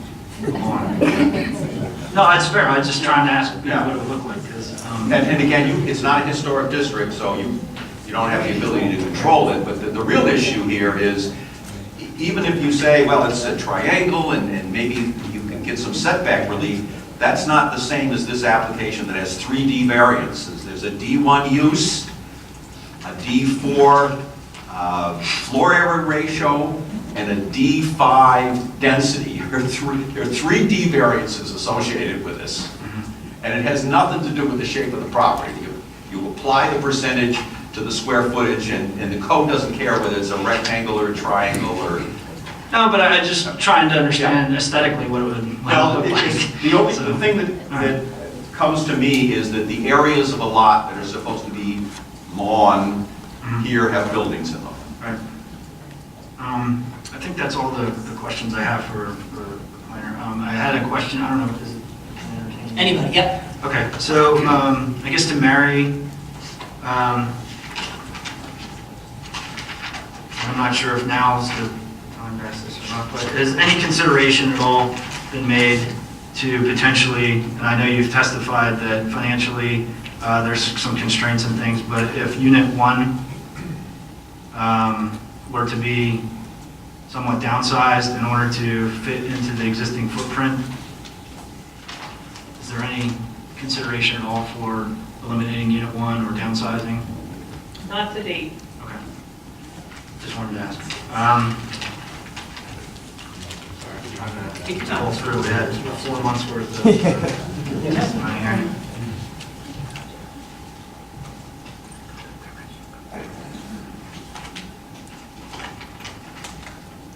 Mr. Lemus, yeah, you made a comment, you said, and I might have written this down wrong, but you said that a single-family home would be worth, and this doesn't make sense to me, so maybe you can correct me. You say a single-family home would be worth $850,000 on the site?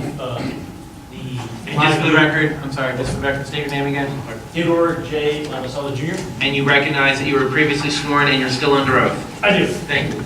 Thank you for coming up to the microphone. Yes, if the lot, in my view, could be subdivided, you could get 2 lots out of it, will require a variance.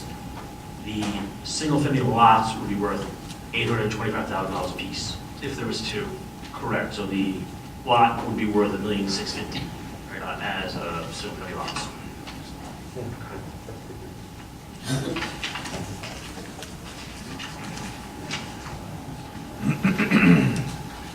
And I just need clarification.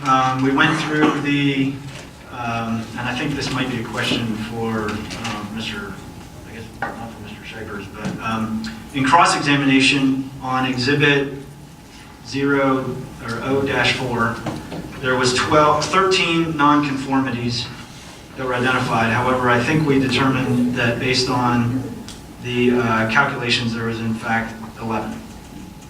I think Ms. Hearn calculated the variance request for Mr. DeFalco, but I think Ms. Hearn. And maybe this isn't a question for now, but perhaps we could just get a firm number, because I think there was argument as to how many were in fact Do you want me to run through them accurate. quick? Yeah, I think that would be helpful. Okay, and this is me testifying, so. The west setback is number 1. It's technically a rear, where 40 feet is required, and we provide 5. In my opinion, because it acts like a side.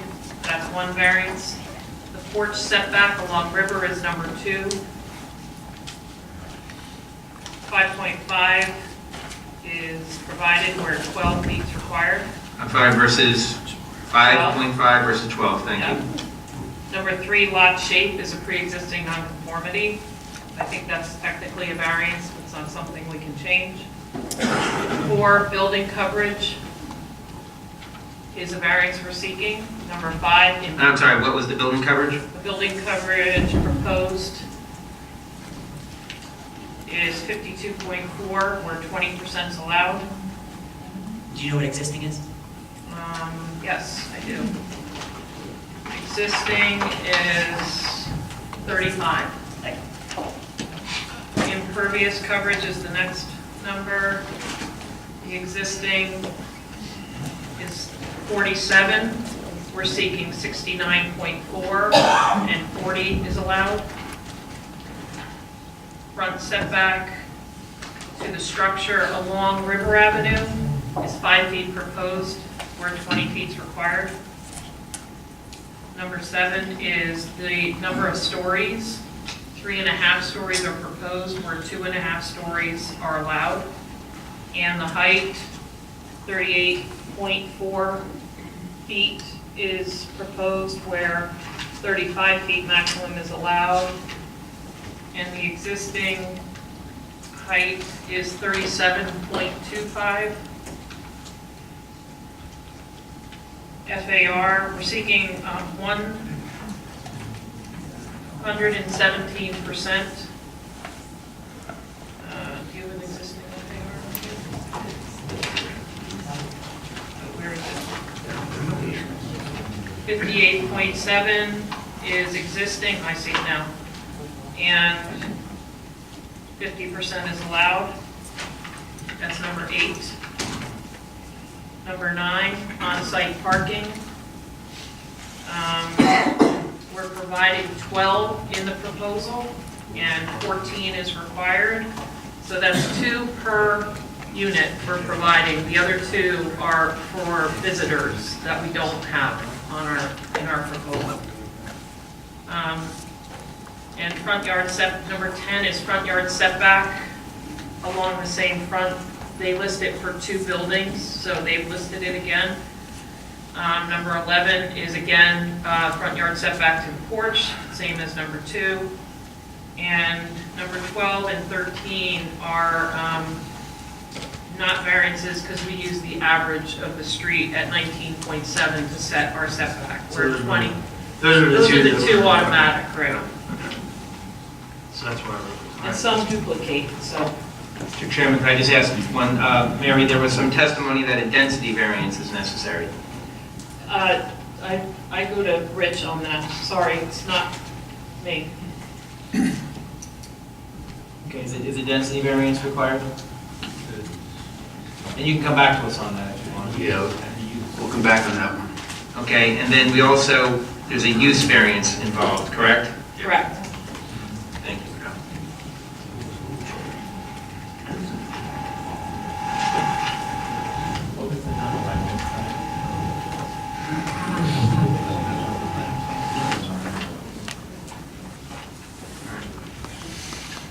I think that's all the questions I have. We can always come back to you if you have more. Thank you. Mr. Green. Mayor Hearn, I think I counted 15 variances. 15 variances is what you read out. Did I count right? No. Mary read out 13, and then the density and use variance were 14. Well, there's 15. There's one for rear yard, there's one for front porch setback along river, there's one for lot shape, there's one for building coverage, another for impervious coverage, we're at 5, 6 is front setback to the structure on river, 7 is height, 5 is or 8 is FAR, 9 is on-site parking, 10 is the same as number 6, I don't think it's another variance. Okay. 11 is the same as number 2, I don't believe that's a variance, and number 12 and 13 went away, so I believe there are 9. Now, density, we're still looking up, whether or not that needs a You have variance. number of stories? Number of stories? Number of stories is part of height, yes, Oh, okay. So and use. and use. There's a testimony about the economic feasibility of this project and other projects should we not approve this. Maybe Mr. Lemiselli, you could speak to that. If a single-family house were built on this lot, and I think you would have to agree this is possibly or very arguably the premium lot in our town. It's as soon as you come over the bridge, it's visible, it's on the ocean front across from the fishing club, it's got room around it, it's a premium lot, there's no doubt. Wouldn't you agree with that? It's a good gateway lot, yes. And if you were to put, without the restrictions that we were talking about before, making a triangular shaped house or something like that, if you put a house on there with some variances, which we'd probably need only because of lot shape and the ability to build on a lot shape, Could you speculate as to what a single-family house could be worth there? I didn't do analysis on single-family houses, just what the lots would be worth. Well, you don't want the lot without a house on it. Problem. No, the issue that we're dealing with is, as far as feasibility goes, is does the underlying land at the subject property become more valuable than the property as is currently developed? In this case, the value of the property as developed is worth $2,380,000 in my view, in my opinion. No one would sell that for less than $2.38 million.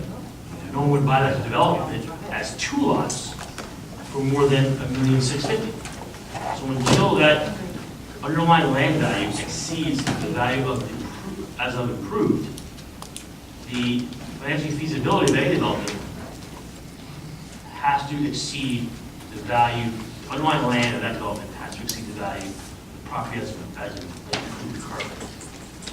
That is my analysis of the feasibility.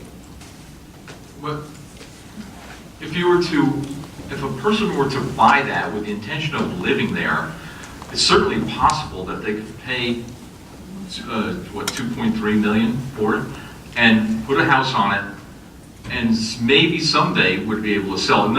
We're not talking about profit, we're talking about a person who wanted to buy and live. Correct. This would be something that they would spend in excess of market value to do so. Ever happen? Does it ever happen? Sure, is it possible that some citizen Somebody of wants to purchase that property substance. for no profit motive whatsoever? Right. They want to hold it for something like that. In perpetuity, and they don't care about a resale value or something like that? Yes, but that doesn't equal market value. It doesn't factor into financial feasibility, was what I was you were speaking mostly in terms of, can someone buy this, develop it, and sell it at a profit? Of market. Market value in all 3 scenarios. What's the market willing to pay? What are comparables going for? And a scenario you were talking about, someone with some kind of maybe charitable or some motive that does not equal market value. It's not profit motivated. It's certainly possible, but it's not part of this analysis. Now, I guess I'm losing this question here.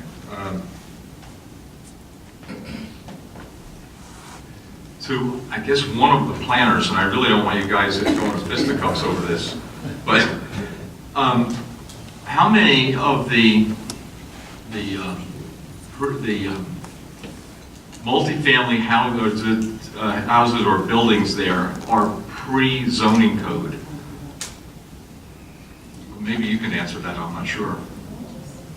Are you looking at me? Yes, yes. I don't want to put myself in a position of being a witness. Okay. Can you pick somebody who can answer? Can your planner answer them? You can ask him. Mr. DeFalco. Unfortunately, I don't know the era of adoption of the ordinance that would correlate to the age of the structure that you're referring to. When was the zoning ordinance adopted? Yeah. What is your concern? Well, my concern is if these multifamily dwellings are important, if they're pre-zoning code, they're grandfathered in.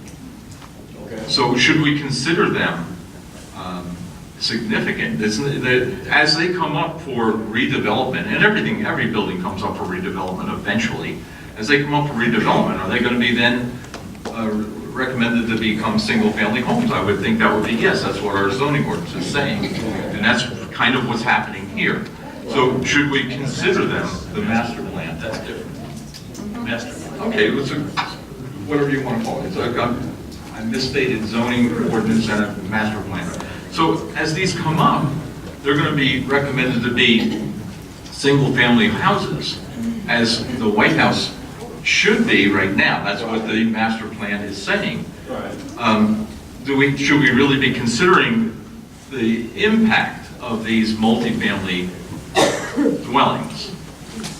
I don't know if anybody can answer that. You should, yeah, because it's part of the character of the neighborhood. It's a character of the neighborhood, but recommended by the master plan to eliminate. Is that correct? Not anything from the audience yet, please. You'll get your chance to ask your question. In terms of the use variance analysis, part of the analysis is what impact will the proposal have on the character of the neighborhood?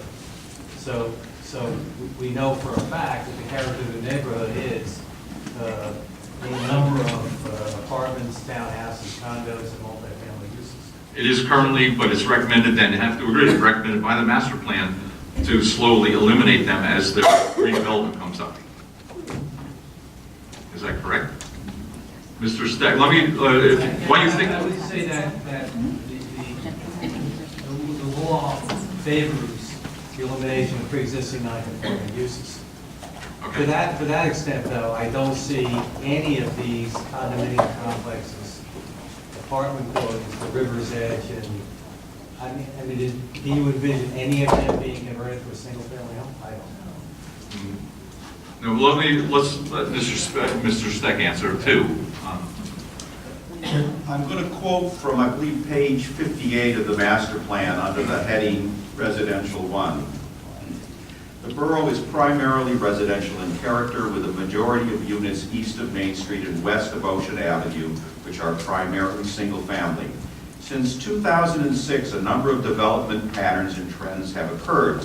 Multifamily is no longer a district or a permitted use in the borough as part of an attempt to encourage Belmar's transition into a year-round municipality with single-family residential uses with diverse dwelling unit types and design criteria. The rezoning of the multifamily zones to R75 single-family residential has resulted in a large turnover of multifamily homes to single-family homes, particularly along Ocean Avenue. Thank you. Maybe then we'll move on to Mr. DeFalco. I think it would probably be you. The parking places that are provided, you provided 12 and are needed 14.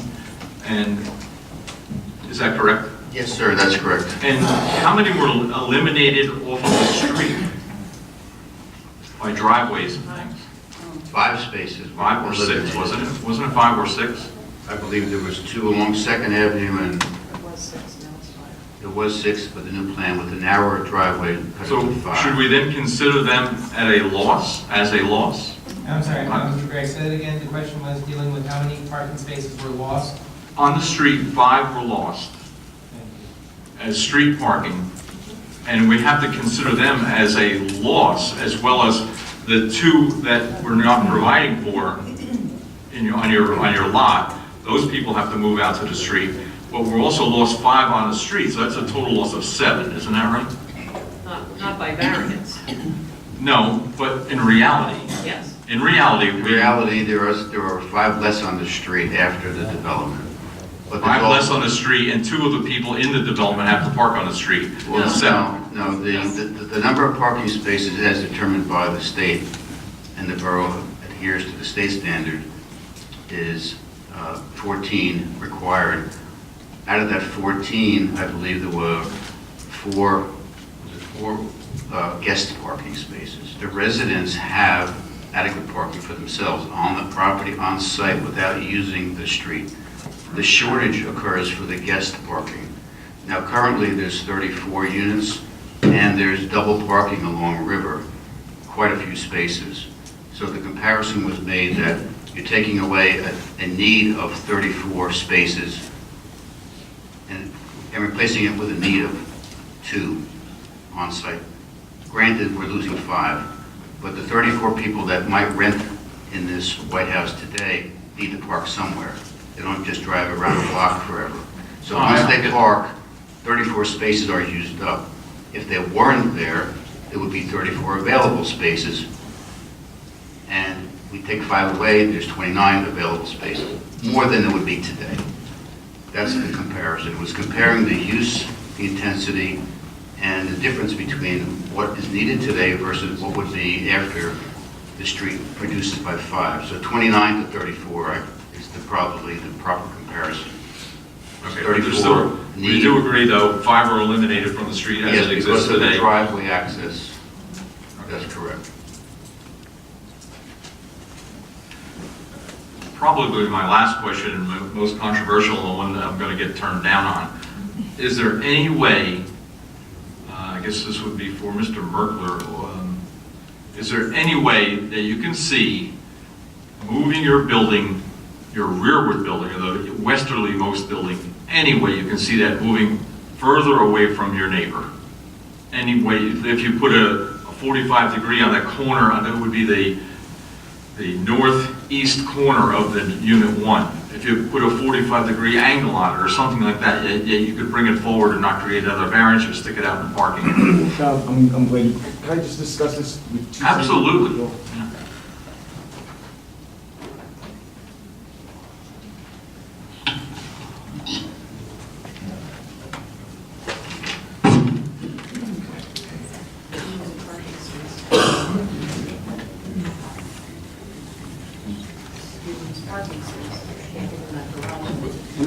Let me just look at the plan with. Okay, take your time, please. It's important. We've already notched that corner to the max.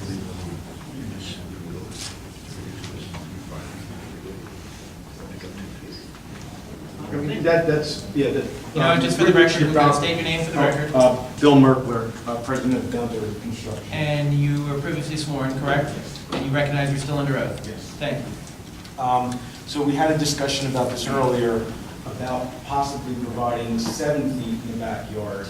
And that would move the building up, but we would need 3 feet off towards the park area, which is river. So we could slide the building up, and it would, provide, instead of 5 feet, it would be 3 feet from the setback. It is facing the park. We notched the building already to make it as tight as possible in that corner already. So we could do it, it would be moved up, but we would lose the, instead of 5 feet, that unit number 1, we'll move up to 3 feet instead of 5 feet. So that would change that variance slightly, your request there. Your variance is for 5 feet, you'd be asking for a variance for 3 feet. Correct. But it would give you another 2 feet at your neighbor's line. Sure. Your neighbor who testified before that is, the building is absolutely too close to him. And if I may, I don't believe we'd be able to move the easterly building at the same time. Then So it tightens up the it driveway would a be too little. tight.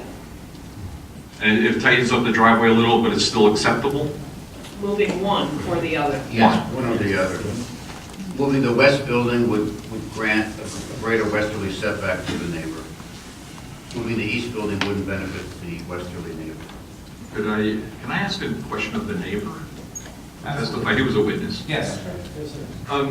Does 7 feet instead of 5 feet make a difference to you? No.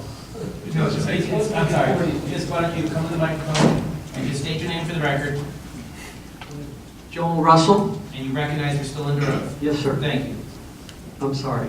I feel that 2 feet is really not going to make much of a difference at all. 2 feet plus the air conditioner could potentially be moved into the attics where they won't be bothering. But the height's still so high, 3.5 stories. And the difference between the height of your proposed building and the existing building is 1 foot. But there's different heights to the existing. It's building. longer. Like the front is higher, and then by my side it's shorter. So my side's going to grow a lot. My side's about, over by my side there's an angled roof. So the building's maybe about 22 foot high, and then maybe another 7 or 8 feet for this angle. So it's still going to get a lot higher. And the distance you recognize, obviously, the distance from that building, the existing White House, to your fence is roughly 4 to 6 inches. Yeah, it's on the lot line right It's now, on the lot but it's line. not that high. But 7 feet doesn't make enough difference. No. That doesn't help you. You'd rather have that building. I'm gonna lose all my shade, my light, my air. But then you're okay with the building like, I mean, obviously, nothing we can do about the White House as it exists, but that's okay. You'd rather have that than 7 feet. Rather have what? You'd rather have that White House I'd rather have what I have now than the 7 feet and Mr. Merkler's new project, yes, sir. Thank you.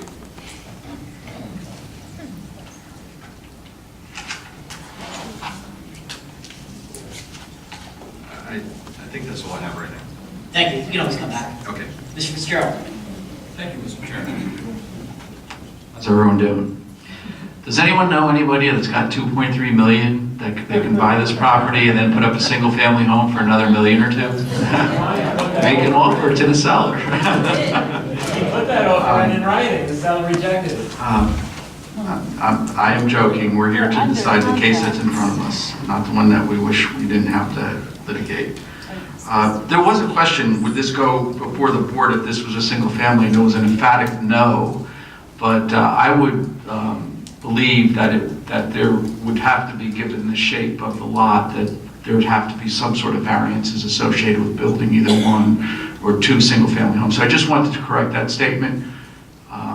It's highly likely that we're seeing variances for even conforming lots. So lots like this would likely generate variances.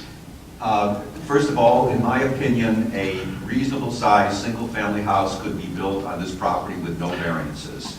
Mr. Steck, you testified earlier, though, that it doesn't make sense to build a triangular-shaped home. So you're sort of contradicting what you said earlier. You don't have to build a triangular-shaped home because you don't have to fill the applicant is proposing a triangular-shaped I don't need to debate it. I just wanted to say it's highly likely, even if it were a single-family home, there's going to be variances. We see it all day. And they would be C variances, not D variances. Okay, all right. But the statement that there would be no variances is you can't say that until you see the design of the house. That's the point I'm making, just to correct that. And I'm not sure if this would be for you, Mary, or someone else, but I don't recall, and it was a while back, so was there any testimony regarding the remediation of, or bringing a structure such as the White House now into compliance in terms of fire code? Some of the things I wrote down here was, for instance, old fire code, you could have a battery smoke detector, they didn't need to be wired. New fire code, you'd need a sprinkler system perhaps. New fire code, egress would change. New fire code in townhouses, there'd be firewalls between the units. The materials, the heating systems, there'd be a significant, could I get a general feel for, and I'm talking specifically to safety now, because my fear is the current structure could burn down and loss of life could happen, and bringing something into compliance is important. So could you speak to that for a minute, please? I can. It's general. The building, I assume, is inspected, or it would not be allowed to operate. But today's codes are much stricter than codes even 10 years ago in terms of structure stability. And egress has not changed much, but the age of the building does not provide windows that are big enough for egress today. And I am fairly certain, although I've not scratched inside, that it would not be fire rated at all between the rooms, because I don't believe that's what was originally built there. Right, so much of that gets grandfathered in, and Correct. The question is, we're talking about the historic nature of the structure, but the town can't compel the current owner to bring it up to code, up to current code. So things as simple as having battery smoke detectors instead of wired smoke detectors would be viewed as acceptable in a building that could be housing 30, 40, 50 people. That's correct. On a crowded summer weekend. That's correct. And stairwells and things like that. That's correct. Okay, I have no further questions. Thank you, Mr. Fitzgerald. Mr. Palmisano? Questions that I were going to ask, the board has already addressed. So right now I don't have any, because anything I was going to speak about, they already asked. Sir? So I'm good. You can always come back if you do have any other questions. I have kind of a general question, and I'm not even sure it can be answered in this application. If we were to compare this type of multifamily dwelling to the multifamily ordinance, is this design in the spirit of that ordinance? Does that make sense, that question? like a multi-cluster design. We've seen a couple of these applications come through. I haven't heard any testimony, at least I don't think I heard testimony on whether or not this design is in the spirit of that ordinance. And if you, I understand it's not necessarily something you presented here. I'll give the second part to the question. I think you mentioned that this is also in the spirit of what we see at the Seaport redevelopment zone. Yes. And if that's the case, what is the design criteria if you're building right up next to a residential property? Is there design criteria? Does it change for that? I mean, I've seen the buildings on Main Street, and they all seem to be pretty more or less square buildings right up against the property line. But I don't see any of those that are right next to a residential structure. Well, we have to drop down to 3.5 alongside residential in the Seaport redevelopment from 4. So. I'm sorry, I don't understand. So you can build 4-story on Main Street in the redevelopment zone, but if you are abut a single-family residential zone, you have to drop down to 3.5 stories. Is that what you were asking? I think so, yeah, and that's really the only criteria, you just have to drop down the story? I mean, there's several criteria, and I don't know them all to talk to you tonight, because it's been rewritten several times, Right. Unfortunately, and it's not where I do most of my work, so I don't know all the other criteria, and I did not use the multifamily guidelines, if there are guidelines to design this. I had a specific piece of property and a specific goal, and we met that. So I'm not saying it doesn't, but I did not use that as a design start or reference it even. I've got the multifamily criteria, just some notes that we took. We didn't provide testimony, but the density in the multifamily zone is 1 unit per 1,550 square feet, which would allow 9.7 units on this site, not 6. So using the density only, it will be 3 more units than we propose. The building coverage would be 50%. We've got 54%. We're close to that number. Floor area ratio does not apply to the MM zone, unlimited.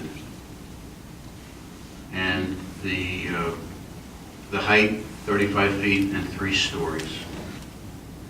So we have a half-story variance in the height we know about. So if this was the multifamily zone as a conditional use, which is kind of what the ordinance was when the neighbors built their homes, they used the multifamily zone criteria when they built the 3-story next to us.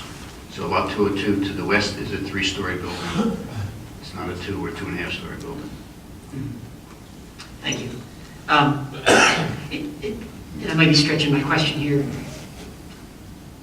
With respect to the master plan, I think the master plan has called out other boarding house properties in town and recommended them for townhouse-type development. Does anybody know why, or is there any reasoning as to why this property was left as a single-family residential and not mentioned with those other group of boarding house properties? Well, it's actually not a single family. In the master plan, it calls it a commercial use. Recognize that it is a commercial use, and the master plan asks that it should be revisited, should it be a different kind of commercial use. So it's in the ordinance, it's in the master plan on section 5.3.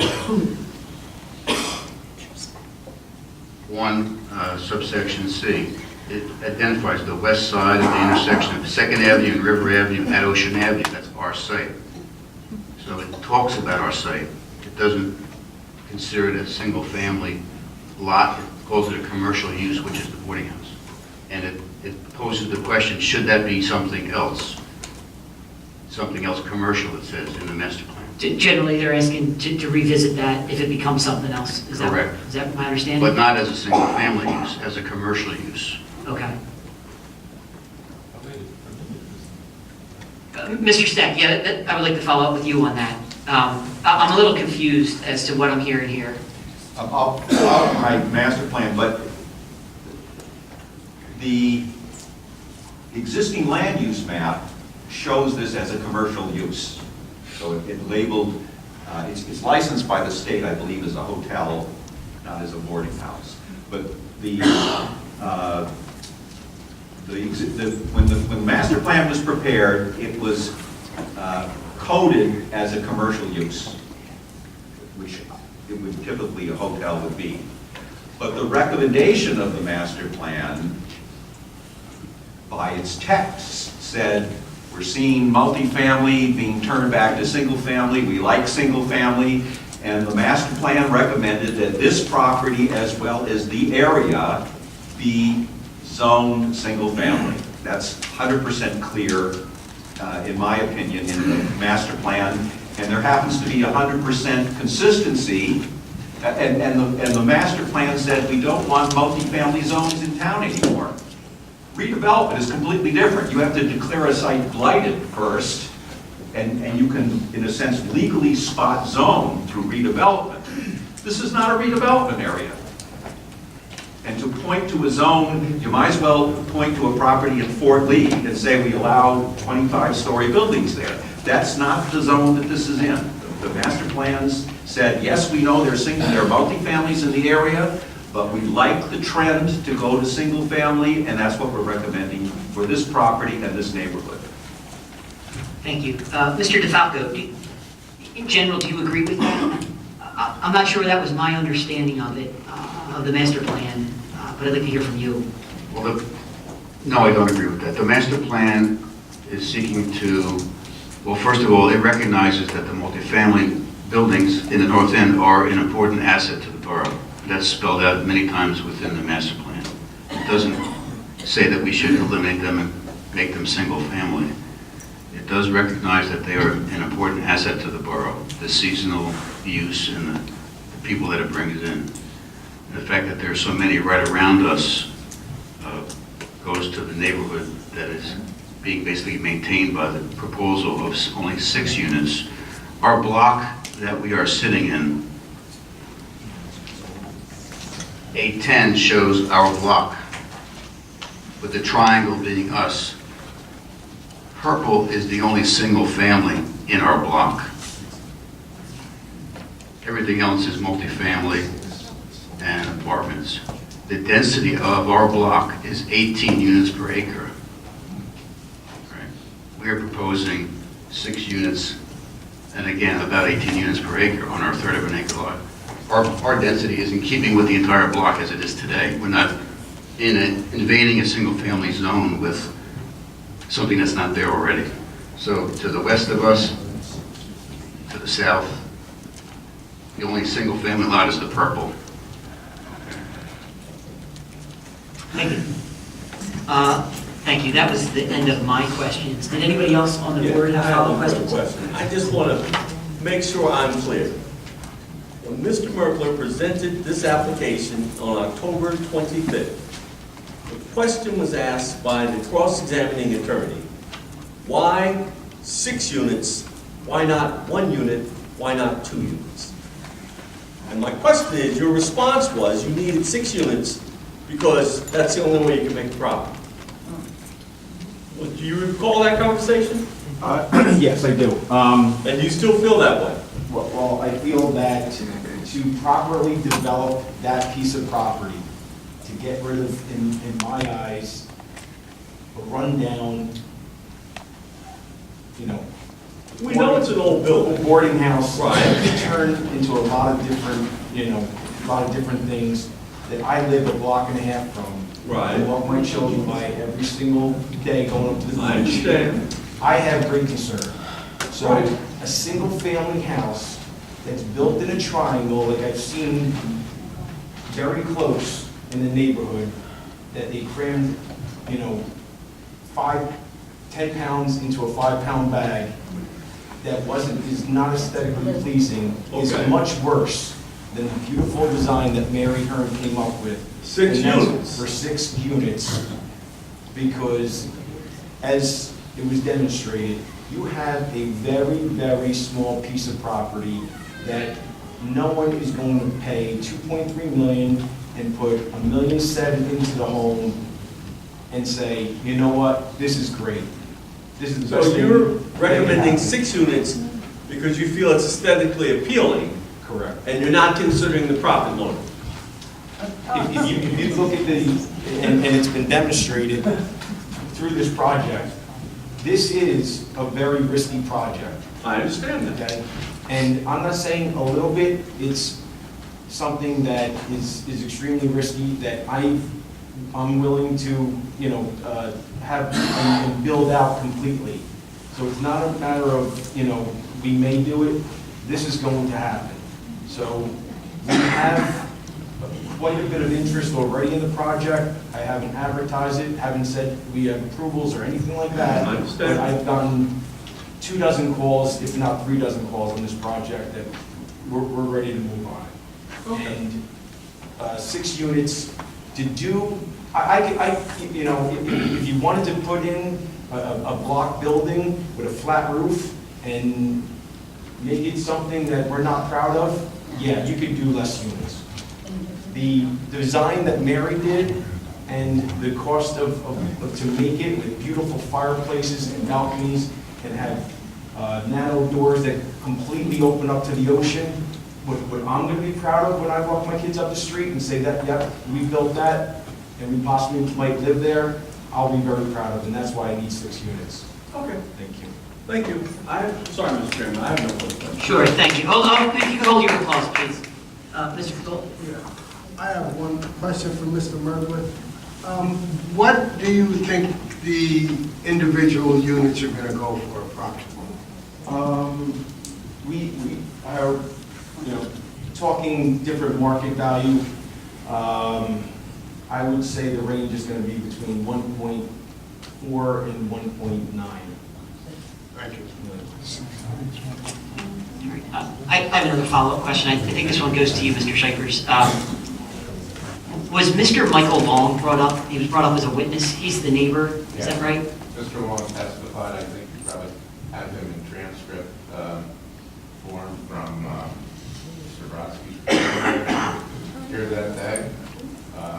And I believe Mr. Long is probably here, but my recollection of Mr. Long, he's the very large square single family to the south, and I believe he was a resounding supporter of this project moving forward and being approved as council.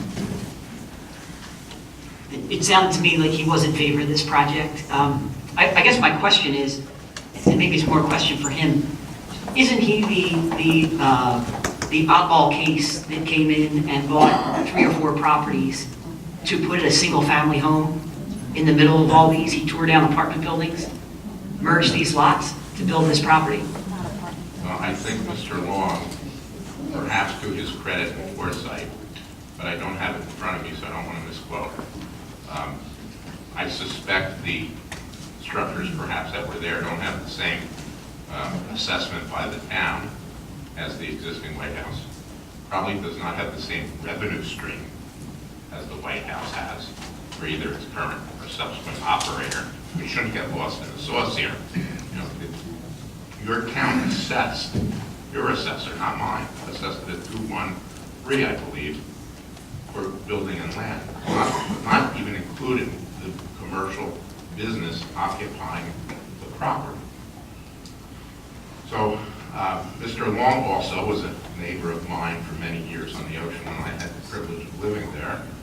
And Mr. Long's structure was built many, many years ago when lots on the ocean cost about $150,000. So God bless perhaps appreciation, but it's a double sword appreciation because other properties, and particularly the larger they are, become that much more expensive. Now, I wouldn't call him an oddball buyer. I think he bought appropriately and had a particular love for Belmar. But he bought in, I suspect, at a much, much, much reduced assessed price and constructed. Now, I don't want to plot near Mr. Long, but I don't know whether he was or was not also in the building industry. I know he's a businessman of many hats, very capable hats. So his situation may have been very unique. But to the point of your question is, you're asking the guy, you're asking what is the opinion of the guy who is the largest stakeholder with the most expensive double lots on the ocean. What do you want next to you? Is there a substantial detriment to you and all of your holdings there? And its response was, please let them build it. Thank you, Mr. Shipers. And no disrespect was meant towards Mr. Long by calling him an oddball. I would rephrase that as savvy investor. Were there any other questions from the board before I close this portion? All right, with that, we're going to close this portion and open it up to public comment. Now, word on public comment. Everybody gets a chance to speak. Everybody gets a chance to speak. We have to keep it respectful, and we have to keep the applause and shouting and cajoling to a minimum. If you're here to speak on this application, please come up, give us your respect, we'll give you ours. Mr. Chairman, Yes, is it sir. public questions or public comments? Oh, I'm sorry, did I say public comment? It's public question. Public questions? Yes.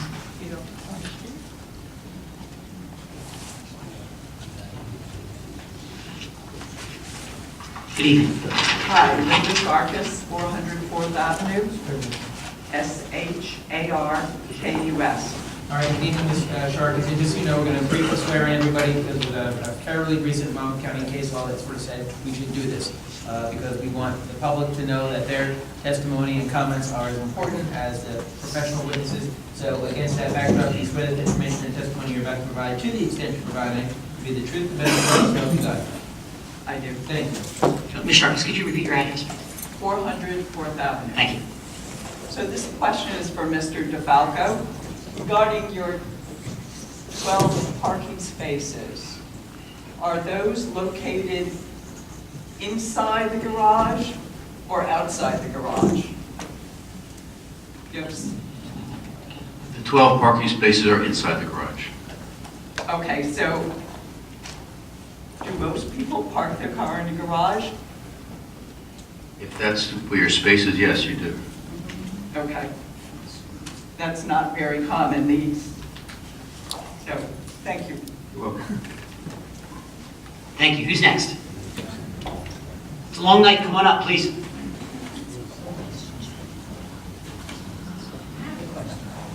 Hold on. There's somebody coming up right behind you. Please come forward, sir.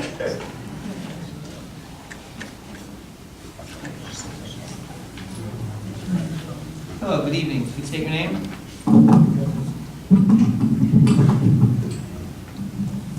My name is Eugene Creamer, 4th Avenue. C-R-E-A-M-E-R. Good evening, Mr. Kramer. Do you swear that the information and testimony you're about to provide, to the extent you provide any, will be the truth, the best of your knowledge to help you God? Yeah. Thank you. Yeah, I'm referring to the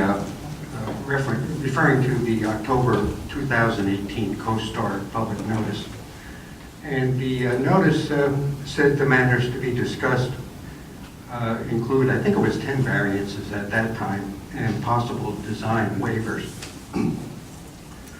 In addition to the variances, the application, page 2 of 4, requests preliminary major site plan approval. Is the applicant bifurcating his application? Mr. Shepard, do you want to answer that? We're not bifurcating. Okay, I guess that's the next question.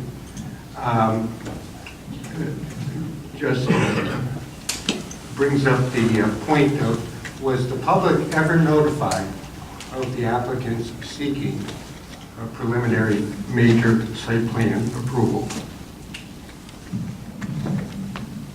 I don't have my notice in front of me. I think we went through this before we started this, the sufficiency of notice of discussion. I have the notice right here from the CoStar. I'm not going to engage in a debate with Mr. Kramer whether Mr. Kramer thinks the notice was sufficient. I think Mr. Kennedy had ruled on the notice before we began. That is correct, Mr. Kramer. We did rely on our attorney's interpretation that the notice was done correctly. I do believe Mr. Borodsky made an objection to a certain part of that when we decided. I'm just bringing up the point that the a preliminary major site plan approval was never mentioned in this proceeding, right from the beginning to until I've come up here tonight. But yet the application is requesting that approval. Thank you. Also,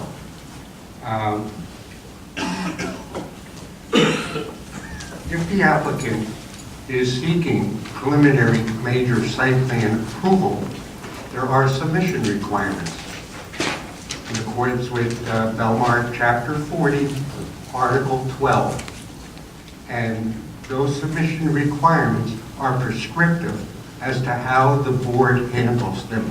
There's a checklist that must be going through by the zoning board or the planning board if they had jurisdiction, but they don't in this matter. That before consideration of major site plan approval, the zoning board must go through that checklist. Is the zoning board aware of that? I believe we are, and I believe we've been given that checklist. Is that correct? Yes. From- Well, and I will also, Mr. Kramer, just say that the Mazer Consulting Review Memorandum, December 18, 2018, does reference that the applicant is requesting, among other things, along with preliminary and final site plan approval for the project. So I think your concern is that it wasn't specifically referenced or testified to during this hearing. That's correct. Okay, so thank you for pointing that out. Okay.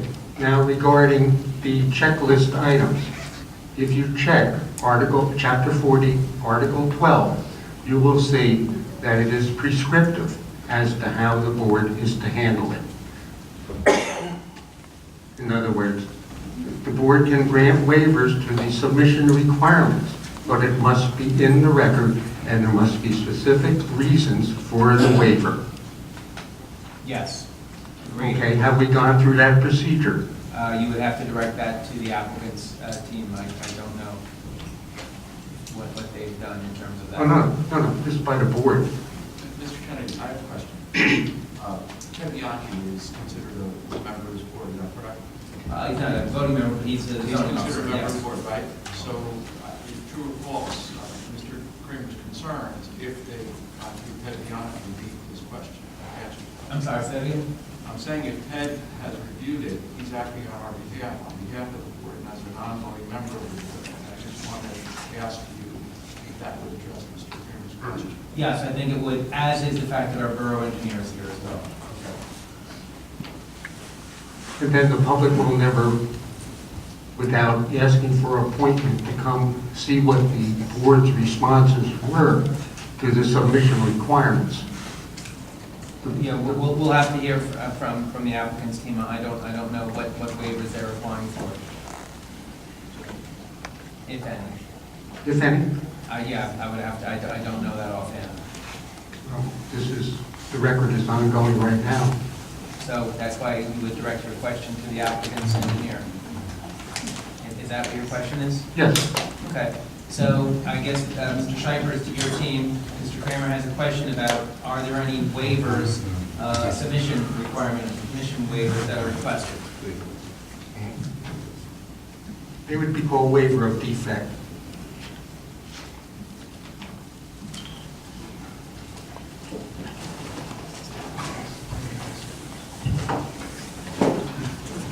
Is Mr. Kramer referring to the application itself and the checkoff list there, or another checklist that I'm not familiar with?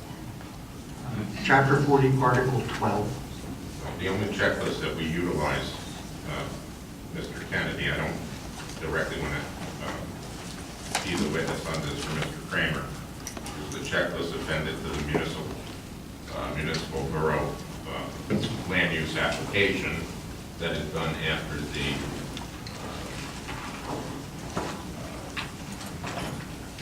first, escaping my name, the first little one-page minor land use search that is submitted to Mr. Bianchi. But our application would have checked any waivers, I believe, and reviewed by the borough.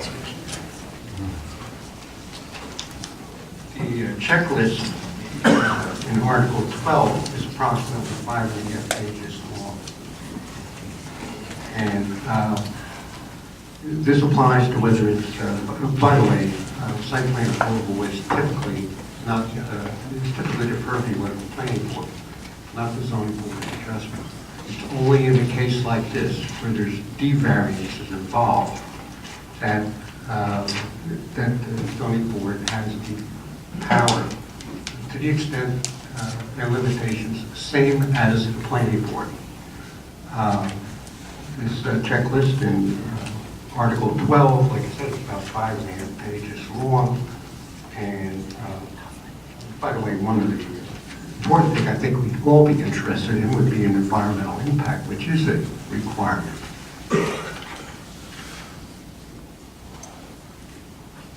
So did the applicant submit an environmental impact statement in accordance with Article 12, the submission of application submissions? I believe there was a request for a waiver of an environmental impact statement. I don't have the application in front of me, Mr. Kennedy. I don't know if you marked it at the inception of the hearing, but if we have it, we can look at it.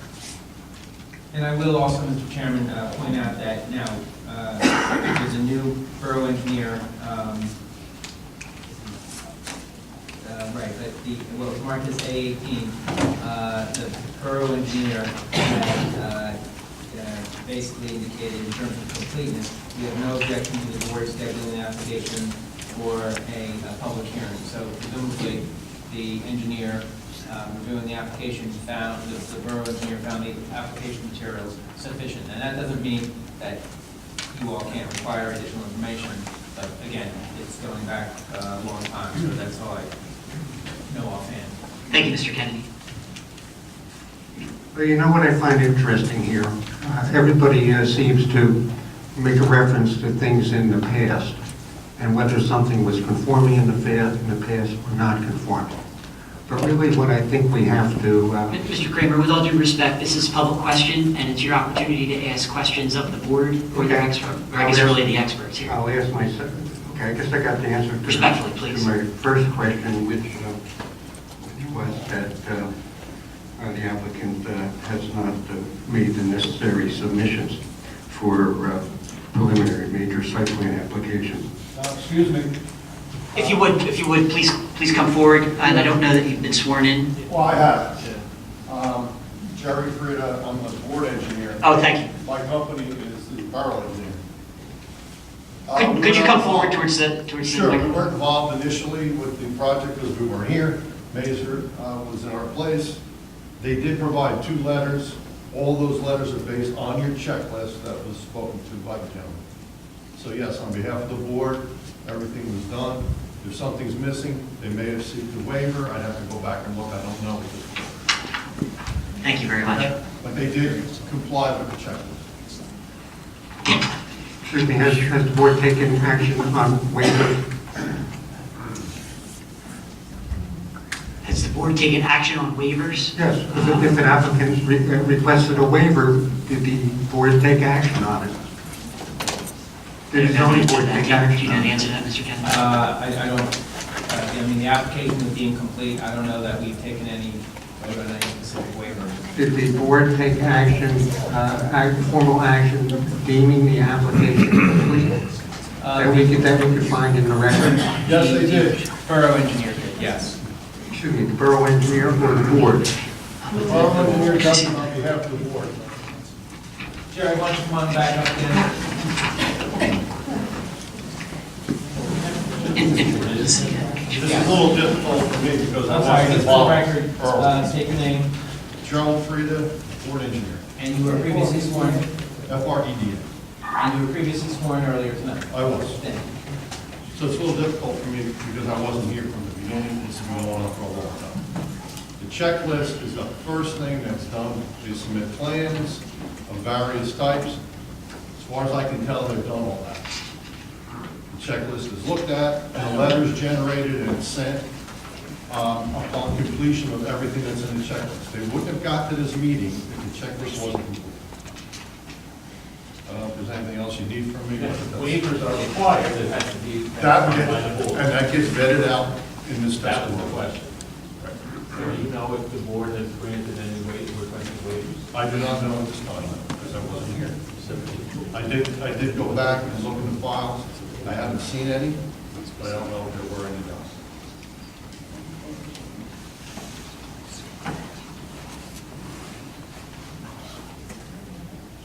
Does the board care to take any action on the requested waivers that? I think it's something we'll have to research. It doesn't seem like anybody knows specifically how to answer your question at this moment. What I did hear was that our borough engineer agreed that the application was complete, and that's what we're hearing. If there's a specific question regarding a waiver that would have to be taken care of, I have no doubt that Mr. Borodsky and Mr. Shipers are going to make us vet that out before this application is finished. Yeah, I specifically would like to know the rationale for granting a waiver for not submitting an environmental impact statement in accordance with the borough's Chapter 40, Article 12. Mr. Kennedy, how do you want to address this? Yeah, well, I think what Mr. the Chairman just indicated is, we'll have to look at that. I cannot give you an answer as to. Okay. I mean, that would be the applicant's team to say whether or not an environmental impact. So, have we made it clear to this gentleman, or we're going to continue I think we staying have, here? and I think what Mr. Chairman and the Chairman has indicated is, stay tuned and we'll get more information. Okay, so do we have any more questions, sir? No, that'll end the questions, but I'll be at the next meeting. I look forward to that. Okay, thank you very much. Thank you, sir. Thank you for your time. Anybody else coming forward?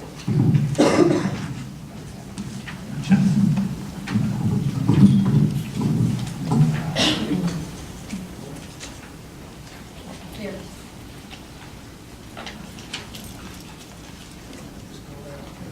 Go ahead.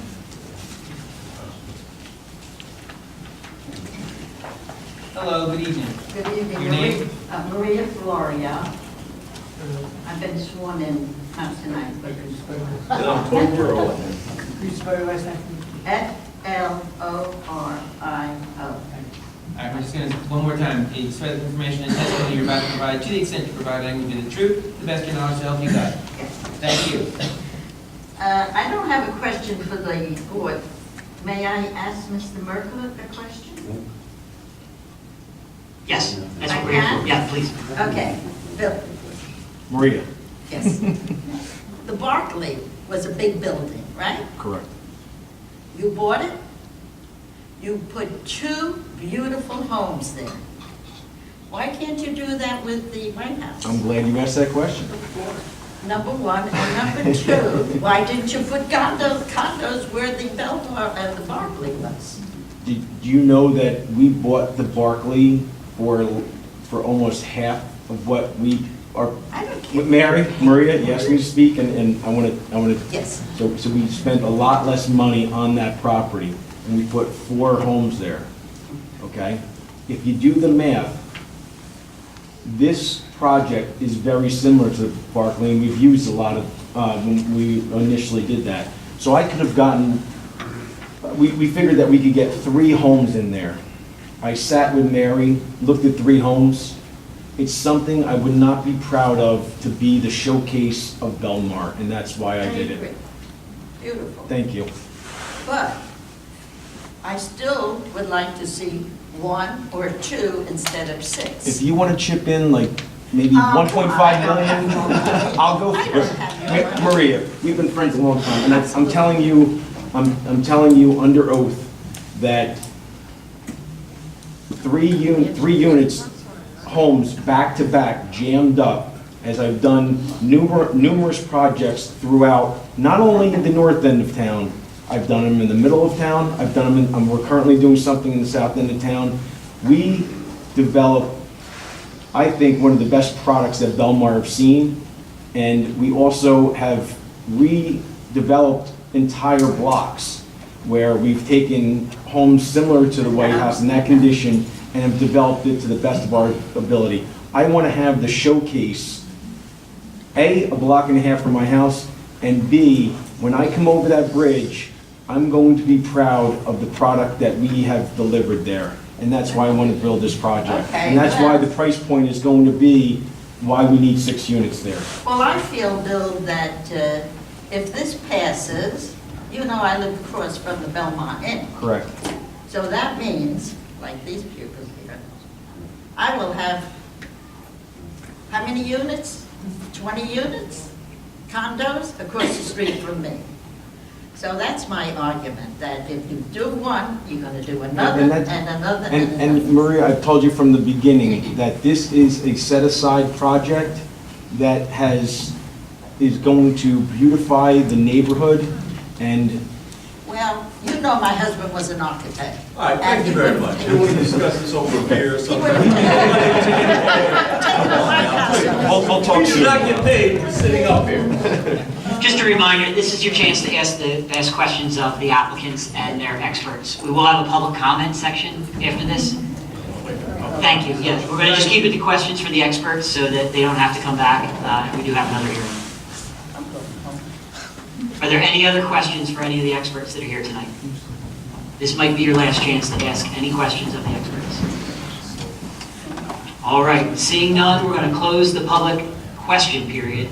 And Mr. Kennedy, unless you stop me, I'm going to open it up as public comment. All right, now, if you'd like to comment on this application, please come forward, state your name and address, and have your say.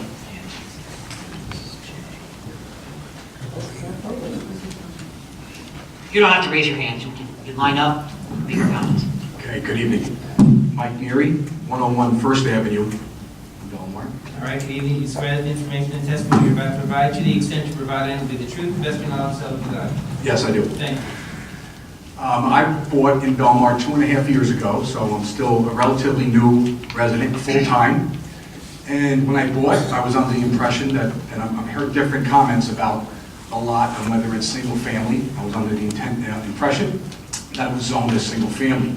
I am the second house away from, on River Avenue, First Avenue address, but I'm on actually River Avenue on the other side of the two people that are discussing this evening. So my biggest concern is that getting used to the area, liking the open park, and we picked this area for a particular reason because we like all the light and air and everything that everybody's been talking about. Very concerned about the footprint of the building, the height of the structure, and everything that's going on around there. So obviously thinking that it was going to be single family, and I've heard different comments about people offering or would like to buy as a single family. The one thing that's very concerning overall is, and I've heard it over multiple meetings, and I'm learning how this whole process is working. So what I did hear, that there's a lot of talk about the price point, what the property and the usage being dictated by the seller's price point. That's very disturbing. It was said a few meetings ago that he had to get a certain price. Well, the market for that lot is not what he wants, and at some point, he's going to find the real price for it, whether it's $2 million or whatever the number is. But to hold out to a price point that forces you to build 6 townhomes seems unfair to the private residences right in the immediate area. So that's a big concern that I have as being very invested in Belmar, being a new resident, and coming in at a different price point, and then hearing that kind of discussion was very concerning. That was the cart chasing the horse here. For that price to be dictating all the ongoings, and I didn't hear any compromise when there was some discussion about if there were 5 townhomes, maybe it would be less obtrusive with the amount of infringement in the immediate area.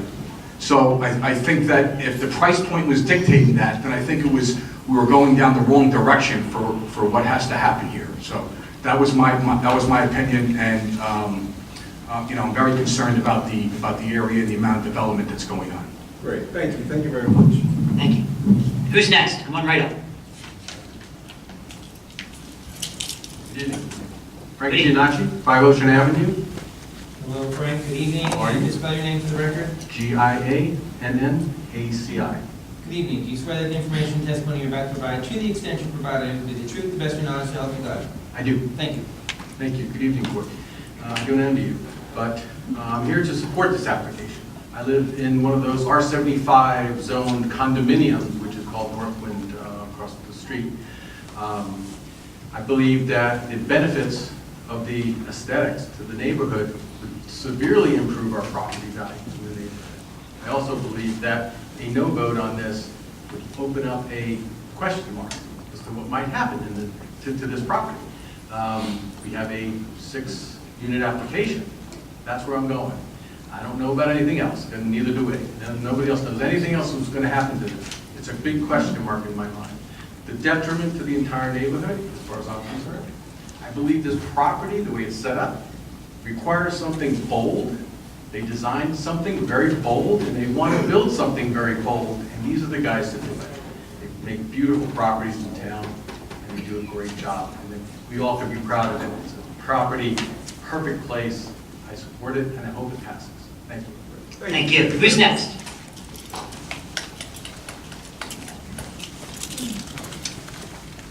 My name is Diana Light, and I live in River Ridge Apartment. And my... Can you spell your last name, please? Oh, Light, L-E-I-D-H-T. All right, good evening. Do you swear that the information and testimony you're about to provide to the extent you provide will be the truth, the best of your knowledge, to help you God? I did. Thank you. And my window for my living room faces the White House. For 24 years, I've been looking at that.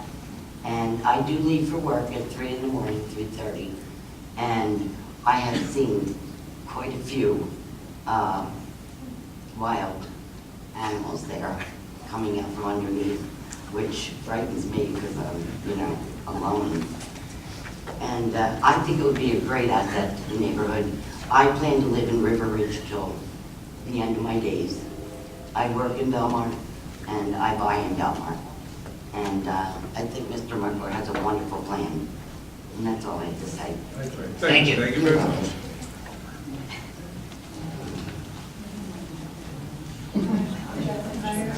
Second Avenue. Can you spell your last name, please? H-Y-E-R-S. H-E-Y. No, H-Y.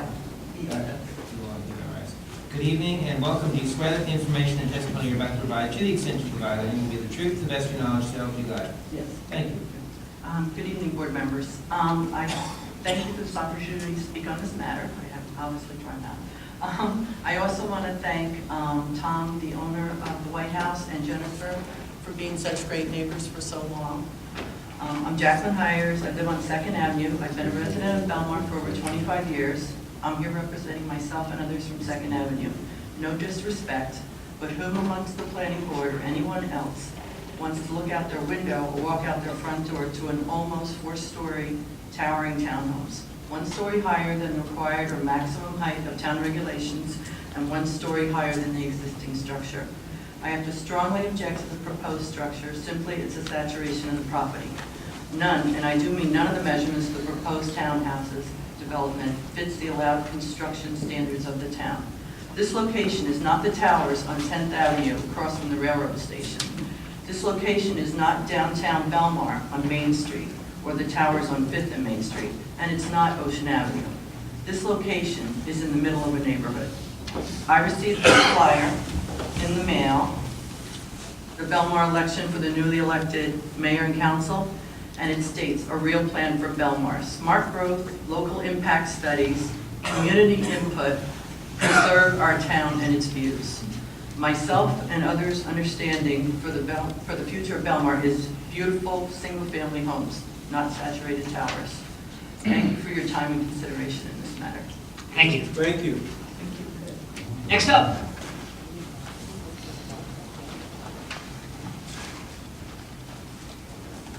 My name is Art Ammermoa. Spell your last name, please. A-M-M-E-R-M-U-L-L-E-R. All right, good evening. Do you swear that the information and testimony you're about to provide will be the truth, the best of your knowledge, to help you God? Yes. And just for the record, your address? 106 12th Avenue. I think the project is just simply too dense and it's too high and doesn't fit with the master plan of the town. And my other thought is, from what we see with the development, is that we take non-conforming lots and then make them more non-conforming to satisfy an economic need. I just think that the master plan had an idea to keep non-conforming lots conforming and not make more non-conforming lots more non-conforming to justify an investment that doesn't really make much sense. So that's what I mean. Thank you. Thank you. Good evening. My name is Randy Brazell, 10111. And can you spell your last name, please? Brazel. All right, good evening. Do you swear that and welcome. Do you swear that the information and testimony you're about to provide, to the extent you provide, will be the truth, the best of your knowledge, so help you God? Randy is R-A-N-D. I-E. Thank you. I'm an empty nester. I live here full-time. I come to these meetings actually for just education and sometimes entertainment, rather than sit and watch the Mets lose. Sorry. Mr. Scheib was my attorney when I came before this board and applied for variances. I lived on a non-conforming lot. And all we did was renovate a house. Mary Hearns was my architect. He built me a beautiful home. I get compliments all the time. It's beautiful. This project is beautiful. It's beautiful. It's just too big. We walk around this town and we see the new houses going up, and they're beautiful. They are, but they're huge for little lots. There's no land anymore. There's nothing. I had very strict requirements. You imposed very strict requirements on me. We complied with all those requirements. We didn't change the footprint of our lot. We didn't do anything. We asked for an outdoor shower. You said no. We said okay. You wanted pavers. We said okay. Whatever you said was okay. But we complied with what you asked us to do. I just feel that the direction that you're going in is just becoming just too obtuse. It's just too big. And the other thing that I'd just like to comment on, it's actually quite uncomfortable to come to these meetings sometimes. I'm not a very intimidated person, I'm really not, but I am intimidated by Mr. Scheibers. I am. I fear for just what he did to the witness. There's no reason for that. We're all here, I hope, for the same reason, for the betterment of Belmar. And it's just very uncomfortable to come here and watch people get abused like that. It's just not fair. It's just not nice. And I wish that somebody here, be it you as the head of the board, or you as the attorney, would take control of these meetings sometimes. That's more important than whether I like this project or not. That's all. Thank you very much. Thank you. Thank you, thank you. Anyone else? Your name, please? Tom Fay, F-A-H-Y. F-A-H-Y? Yep. All right, address? 400 River Avenue. All right, good evening and welcome. Do you swear that the testimony and information you're about to provide, to the extent you provide, will be the truth, the best of your knowledge, so help you God? I do. Thank you. I was going to open with a lawyer joke, but that's probably not a good idea. I just want to say that I think that emotions are very high about this project. I can see that. I've been to just about every one of these meetings. I think that, Bill is a friend of mine. I'll go on the record as saying I've known Bill for over 20 years. And I think that Mr. Russell's characterization of him as greedy was unfair. I really don't think I've met a more generous person in my life. So having said that, I think what's happening here in this arena is that this project is being litigated for the sins of past developments. I've lived in this town for 25 years. I grew up in the town next door. I've been around here for a long time. And there's a lot of stuff in this town that really bothers me, development-wise. So I think that the decision of the board is usually a very difficult one because you don't know if perhaps you're making a decision that's going to have negative impact on the town for years and decades to come. This project, I do not think is one of those times. I think that this is I understand that the people opposing this project, I get where they're coming from. I honestly do. I think that, like Maria put it, that she thinks that this will just open the floodgates for more projects like this that might not be so aesthetically pleasing. But having said that, I think that we need to look at this case as it is. It really is a beautiful project, and the fact that it is a predominant lot in town, I think precisely is the reason for such a beautiful project. You do come over the bridge. It is something that you look at as soon as you enter the town, and I think that Mary did a wonderful job. I think it's a beautiful project. I'm not technically right in that neighborhood. I'm well outside the 200 feet. But in my opinion, I think you should vote yes on it. I don't usually get involved in this stuff too much, but from what I see, it's a nice project, and I think it will improve the neighborhood. Thank you. Thank you. Thank you.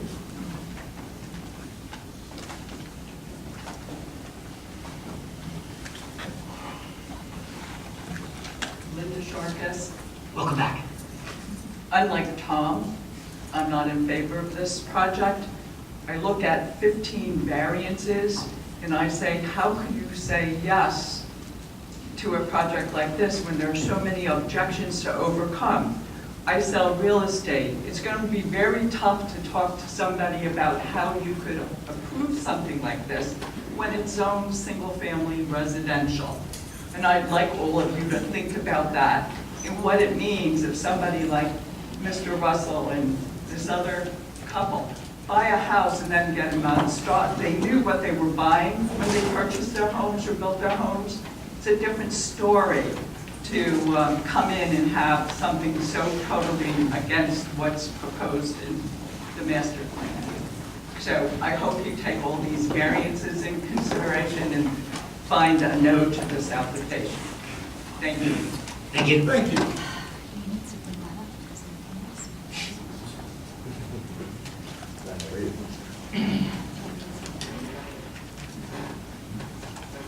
Good evening. Good evening. Mike Seebeck, 110 Second Avenue. Can you spell your last name, please? S-E-E-B-E-C-K. All right, good evening and welcome. Do you swear that the information and testimony you're about to provide to the extent you provide any will be the truth, the best of your knowledge, so help you God? I do. Thank you. Thank you very much, Board. I just want to say I've lived in town for 25 years. I know both Tom Wagner and Bill Merkler very well, and I'd like to say come up here and support this project, but when I first heard about it, it was at a smaller scale. And the scale it's taken on right now, I can't support, and I think it sets a bad precedent in terms of our master plan and our zoning, that if we start approving projects like this going forward, how do you go and defend the zoning laws going forward? When I first heard about this project, I was excited because Bill builds exceptional homes, Mary designs exceptional homes. Tom's been a great neighbor, very kind. No one's ever complained about the Belmar, the White House. Parking's not been an issue because it operates a couple of months a year. The majority of the year, it's like a single-family house. I'd like to see everybody succeed in this. I would just like to see a project consideration on a scale more befitting the lot and our zoning laws. Thank you. Thank you. Thank you.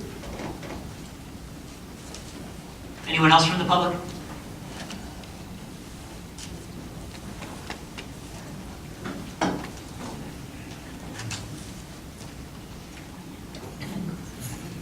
Alec Taylor, 124 Inlet Terrace. I'm sorry, T-A-Y. L-O-R. L-O-R. Good evening, welcome. Do you swear that the information and testimony you're about to provide to the extent you provide it will be the truth, to the best of your knowledge, so help you God? I do. Thank you. Thank you. A lot of meetings, a lot of hours, tough call. Thank you for hanging in there. I'm not, I'm just going around the room. I don't think that that citizen for the unkind remark about the Mets earlier, but we'll just skip that. Look, unlike Mike who just spoke, I have friends on both sides. Friends with Mike, in fact, who just spoke. Friends on this side of the room, and I understand them. I understand Mr. Russell. Friends with the applicant, Mr. Merkler. We really would prefer his wife a little more, but we're friends with Mr. Merkler. It's not easy. It's not an easy call. But I think about the two things that the antis are saying.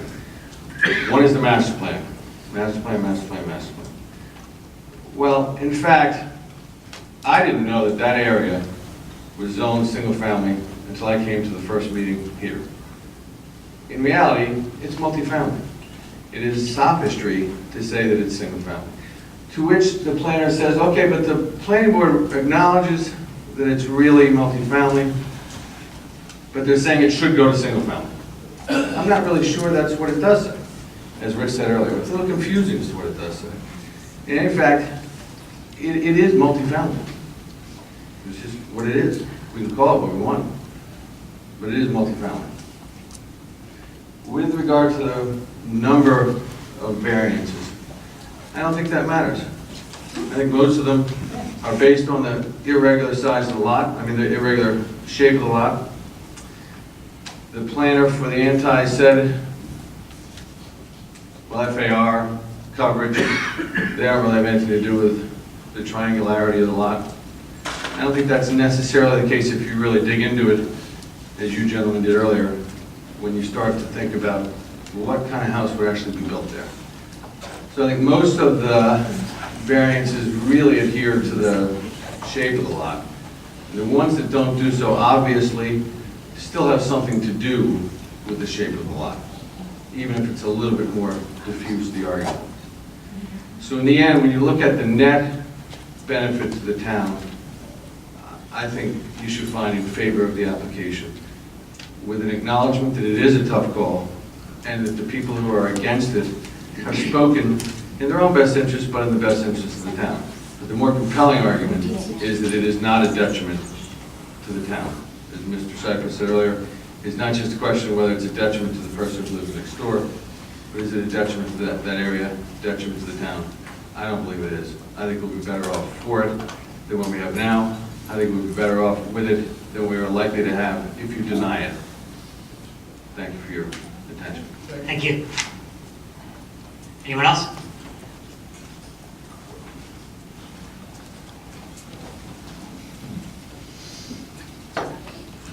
Jay Thibodeau, 112 Second Avenue. Spell your last name. Thibodeau. All right. I'm sorry, Eau. All right. Do you swear that the information and testimony you're about to provide, to the extent you're providing, is the truth, the best of your knowledge, so help you God? Yes. Thank you. Yes, I've been on Second Avenue for 19 years. I pretty much know all the people involved. Tommy actually has been a good neighbor of mine, and Rita and Joe. But from what I can see, I feel that I'm totally against it. I don't think that area is zoned legally for something that size. And I think it would devalue some of the homes around, views and whatnot.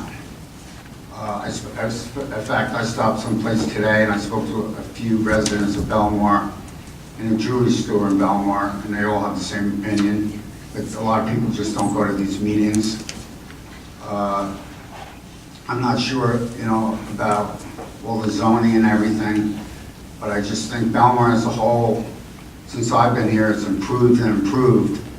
But I think it's getting a little overdone as far as some of the building, and especially that area. The height of the building, from what I gather, and it would affect a lot of people right around there. And I think it would be, I'd like to see the White House knocked down and Tommy sell it to somebody and put it, maybe one nice home. I just think, condominiums like that, it's just, wouldn't be good for Belmar.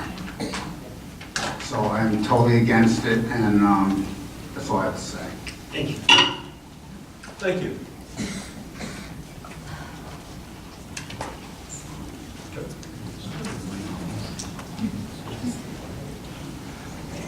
Hi, Dave Kinsel, 112 3rd Avenue. Hello, good evening, and welcome. Do you swear that the information and testimony you're about to provide will be the truth, the best of your knowledge, so help you God? Yes. Thank you. I've lived in Belmar probably 25 years. I'm a builder in town. We build a lot of stuff. I'm a business partner with Mr. Merkler. One of the things that I want to say... I'm sorry, there was a comment? I just thought that this was one of the client, Mr. Middleton's client? The builder? Yes. For the project? Yes. So is he... I mean, I think he's entitled to make a public comment. We, in the past, we typically would allow public comment to make, a member of public to make a comment. Is Mr. I'm not the owner of the property. Okay, is Mr. Middleton representing you? It was at the initial hearing, correct? Okay, so we note that, but I don't have a problem with a member of the public making a statement.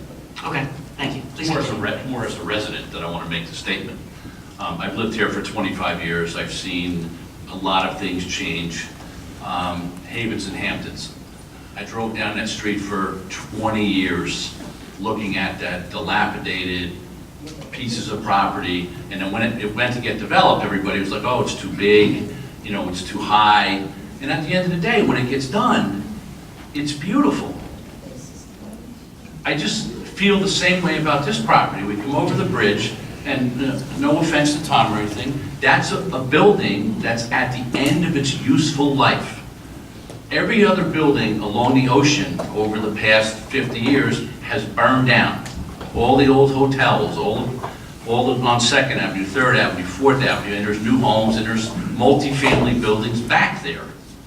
His building is at the end of its useful life. It's technically a fire hazard, but it's one of the last ones there. You come over the bridge.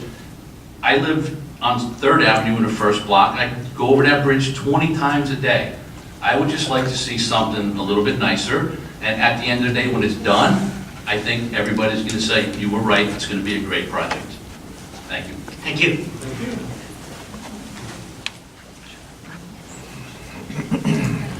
Good evening. Hi, good evening. Donald Winters, 302 14th Avenue, and I'm against the project. I'm sorry, just Donald Winters? Winters, All right, yes. good evening and welcome. Do you swear that the information and testimony you're about to provide, to the extent providing with the truth, best of knowledge, to help you God? I do. Thank you. A lot was made today of the inability, cost effectiveness of the builder for this project to build something this size. When you look at the use variance, section 32-2.2, economic inutility, it's quite clear the fact it's not cost effective for a developer to build anything other than multifamily is not a basis for the approval of variance. We're talking about a lot of D variances. I think Mary designed a beautiful building. No argument there. I think it's too much on the lot. I don't think it's necessary for a building that big. And I look right across the street from my house, right in our neighborhood, and you've got those 3 small houses on B and 14. You knock them all down, that lot's almost twice as big as this. I can't imagine what they could squeeze in there. I wouldn't want it either. Now, I'm on 14, I'm not on 2, but this is really the wrong project. It's way too big. And his hard economic inability to make money on this project, I don't think it's a reason for this project to be approved. I just don't. So that's all. Thank you. Thank you. Thank you. Anybody else? Move fast, it's getting late.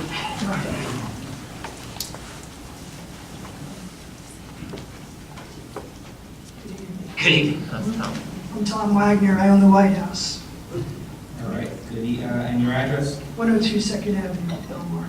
All right, good evening and welcome. Do you swear that the information and testimony you're about to provide, to the extent you provide, will be the truth, the best of your knowledge, to help you God? Yes, I do. Thank you. Came to Belmar in 1963. My mom and dad bought the place and ran it as a hotel for a number of years.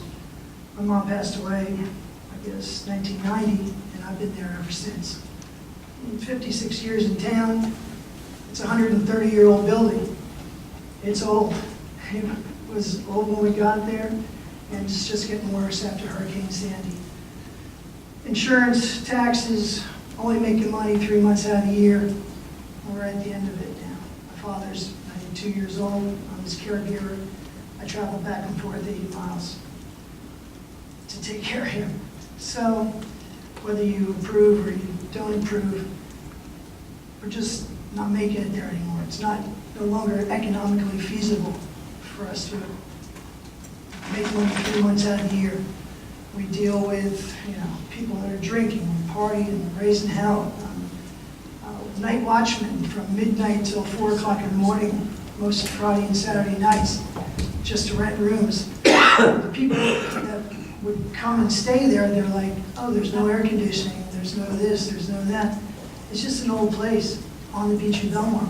It's a great place to live. I grew up there. But the time has come.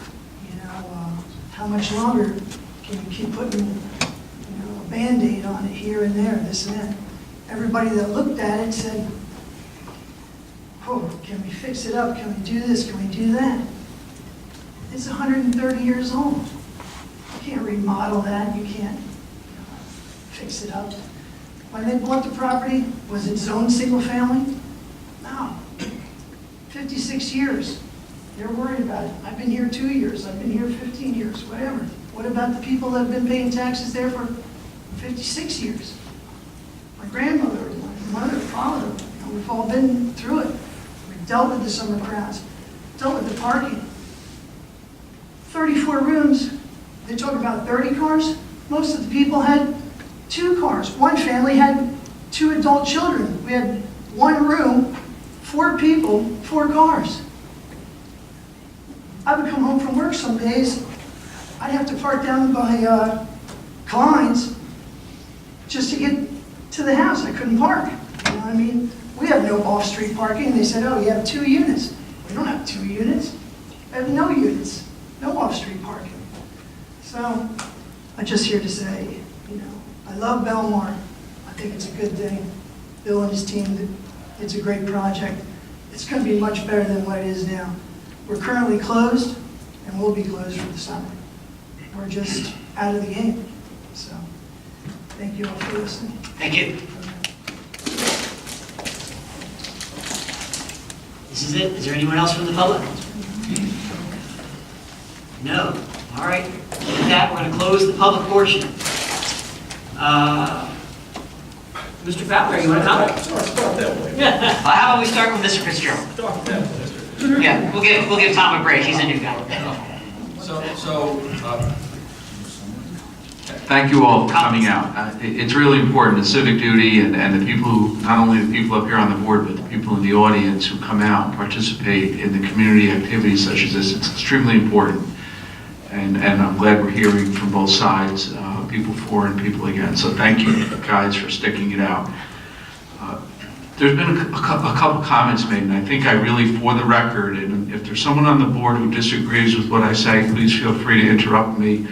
I'm speaking for myself, but I think somewhat I'm speaking for the board in that our decision is not based on a price point or the economics. Sure. Did I jump the gun on that? No, there's a request, Mr. Brodsky, you want to make a summation, Mr. Brodsky? Yeah. Mr. Shipers? I think it's been hashed, I'm willing to waive. Mr. Middleton? I'm willing to waive. Okay. Should we let Mr. Yeah, Mr. Brodsky, you want to do your summation? Sure, just I'll be Please come to the microphone. as quick as I can. What do you that word? Brief? You'll be brief? I didn't say brief, I said as quick as I can. But I will. Please take your time. I'll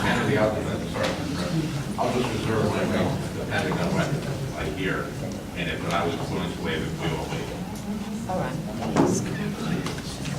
Thank you. And Mr. Chair, members of the board, thank you for your patience during this long hearing. I know the feeling. I've sat on the board in my town, the mayor, the deputy mayor, the planning board, the whole 9 yards. So I understand late meetings and I understand not getting paid for putting in a lot of time, and I appreciate that. I know what it's like. However, we do have to make a record. We do have to try and ensure that the law is followed. That's the function of the board. And I'm going to have to go back, and I have taken some notes, just to the very beginning, first night of testimony. There's a lot of important testimony that night, because it described what was sort of the deliberative process in coming up with the plan. And the applicant's architect, Mary, designed a wonderful plan. I said that on the first night. We just think, as many of the residents do, that this is not the appropriate location. And there were some scary things that were testified to in connection with this application. Scary in the sense that, what if everyone did that? Okay? The architect said that, and I think she repeated it tonight, that when the project was designed, she was given a mandate. She was given a mission. And she testified that she didn't even review the zoning before coming up with the plan.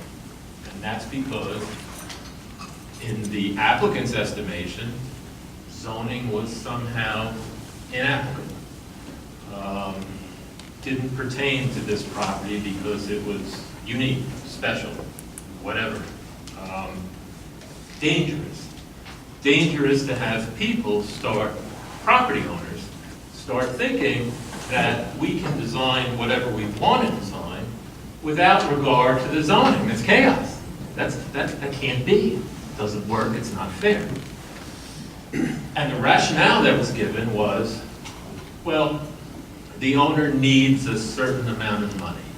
And then we had some testimony, and I think even Mr. Merkler confirmed that it was a $2.5 million contract to purchase, and that's what the seller needed.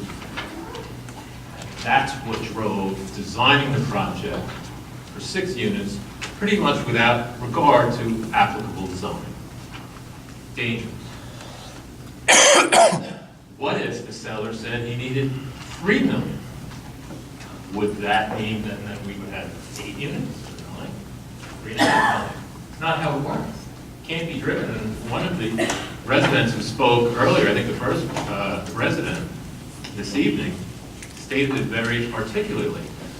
If dollars and profit are driving the process, that is blatantly inconsistent with the municipal land use law and the zoning laws here in New Jersey. Profit is irrelevant. This is a planning board and a zoning board which undertakes planning and analyzes projects based on the variances that are necessary in connection with those projects. So I asked their planner repeatedly in that regard. I said, well, you need a lot of variances here. I won't waste time in trying to count them up. But you need a lot of variances here. Wouldn't you need less variances if you built less units? If you built 1 building instead of 2? If you built what's permitted? Crazy thought. What's permitted? Single family residential. That's an option. You've heard no testimony from the applicant's side that this property, subject property, cannot be developed for single-family residential. You've heard no testimony to that. You've heard no testimony that the property would have no value if this were not approved. You've heard no testimony that this property would not have value if it were to be developed, marketed, developed, sold as a single-family residential for the site of a single-family residential home. None at all. But rather what you heard is, and I think I was even reprimanded by someone because I kept asking the planner, wouldn't it be a better planning alternative to propose a permitted use? Or less units, less buildings, so that you wouldn't need the large number of variances that are associated with the application. Never answered the question, just his answer was, 6 is what is being proposed. And we touched on this earlier. The choices for this property are not limited to either the application before you that require an excessive amount of variances or the existing use, the existing White House. There are permitted uses, there are less units. There is plenty of uses that can be housed on this property which would not require the extent of the variances that are necessary here, starting with the use variance. The basic, most difficult burden for an applicant to overcome is when an applicant comes to a zoning board and requests a D1 variance.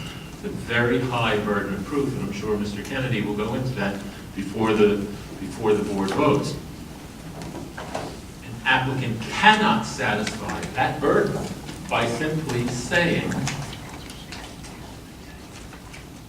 the seller needs to make a certain amount of money, and we need to make a profit as a developer, so therefore we need 6 units, and 6 units it is.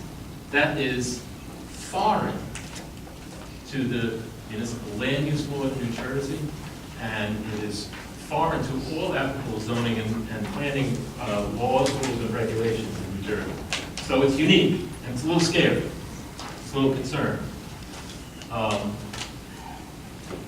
when we get into some of the specifics, in terms of my clients who live right next door, adjacent, the applicant said, hey, you've got a small portion of this building located right on the property line, albeit a lot lower, a lot less wide, and we are going to give you 5 feet.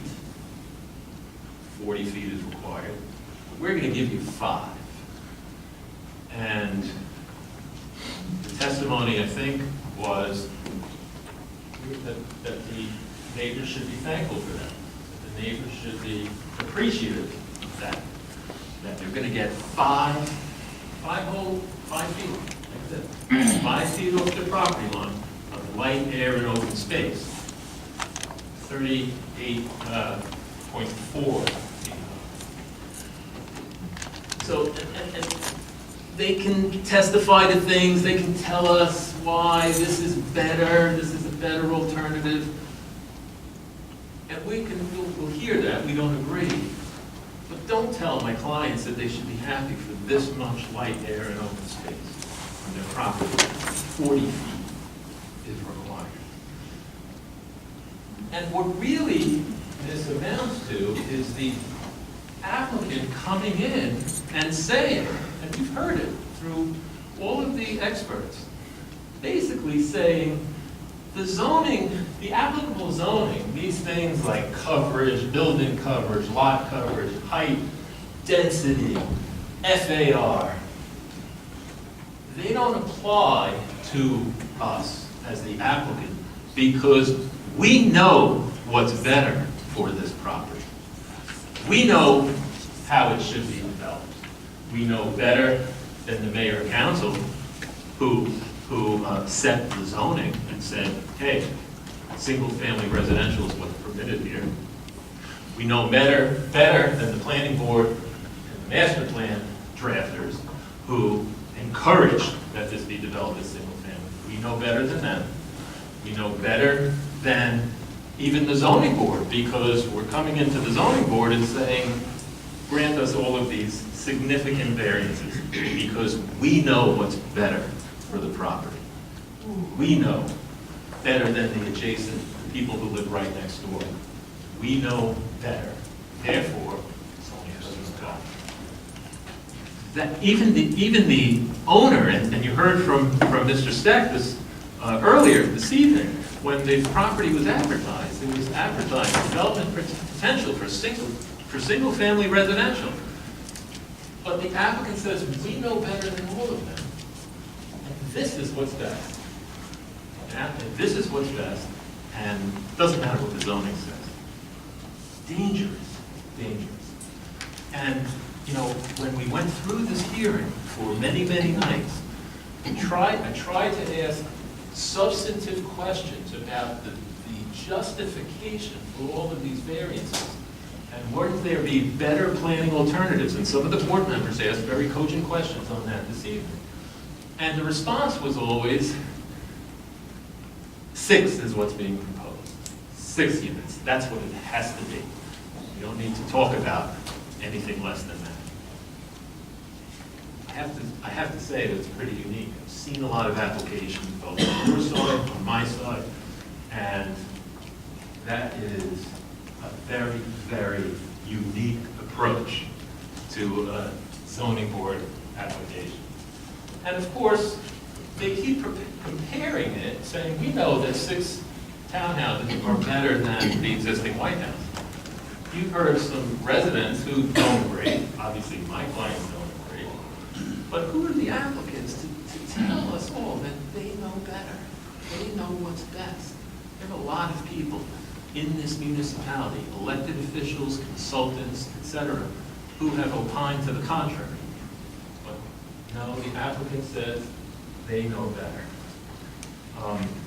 And remember, you know, when the White House, and we just heard that the White House is closed, I'm not sure if that's permanent, but if the White House is closed, that kind of takes the air out of the sails of a lot of the applicants' arguments in saying that this horror show of a White House, which, by the way, my clients who live right next door have no problem. This horror show of the White House, parking problems, issues, and all of that, sounds like it's not even operating.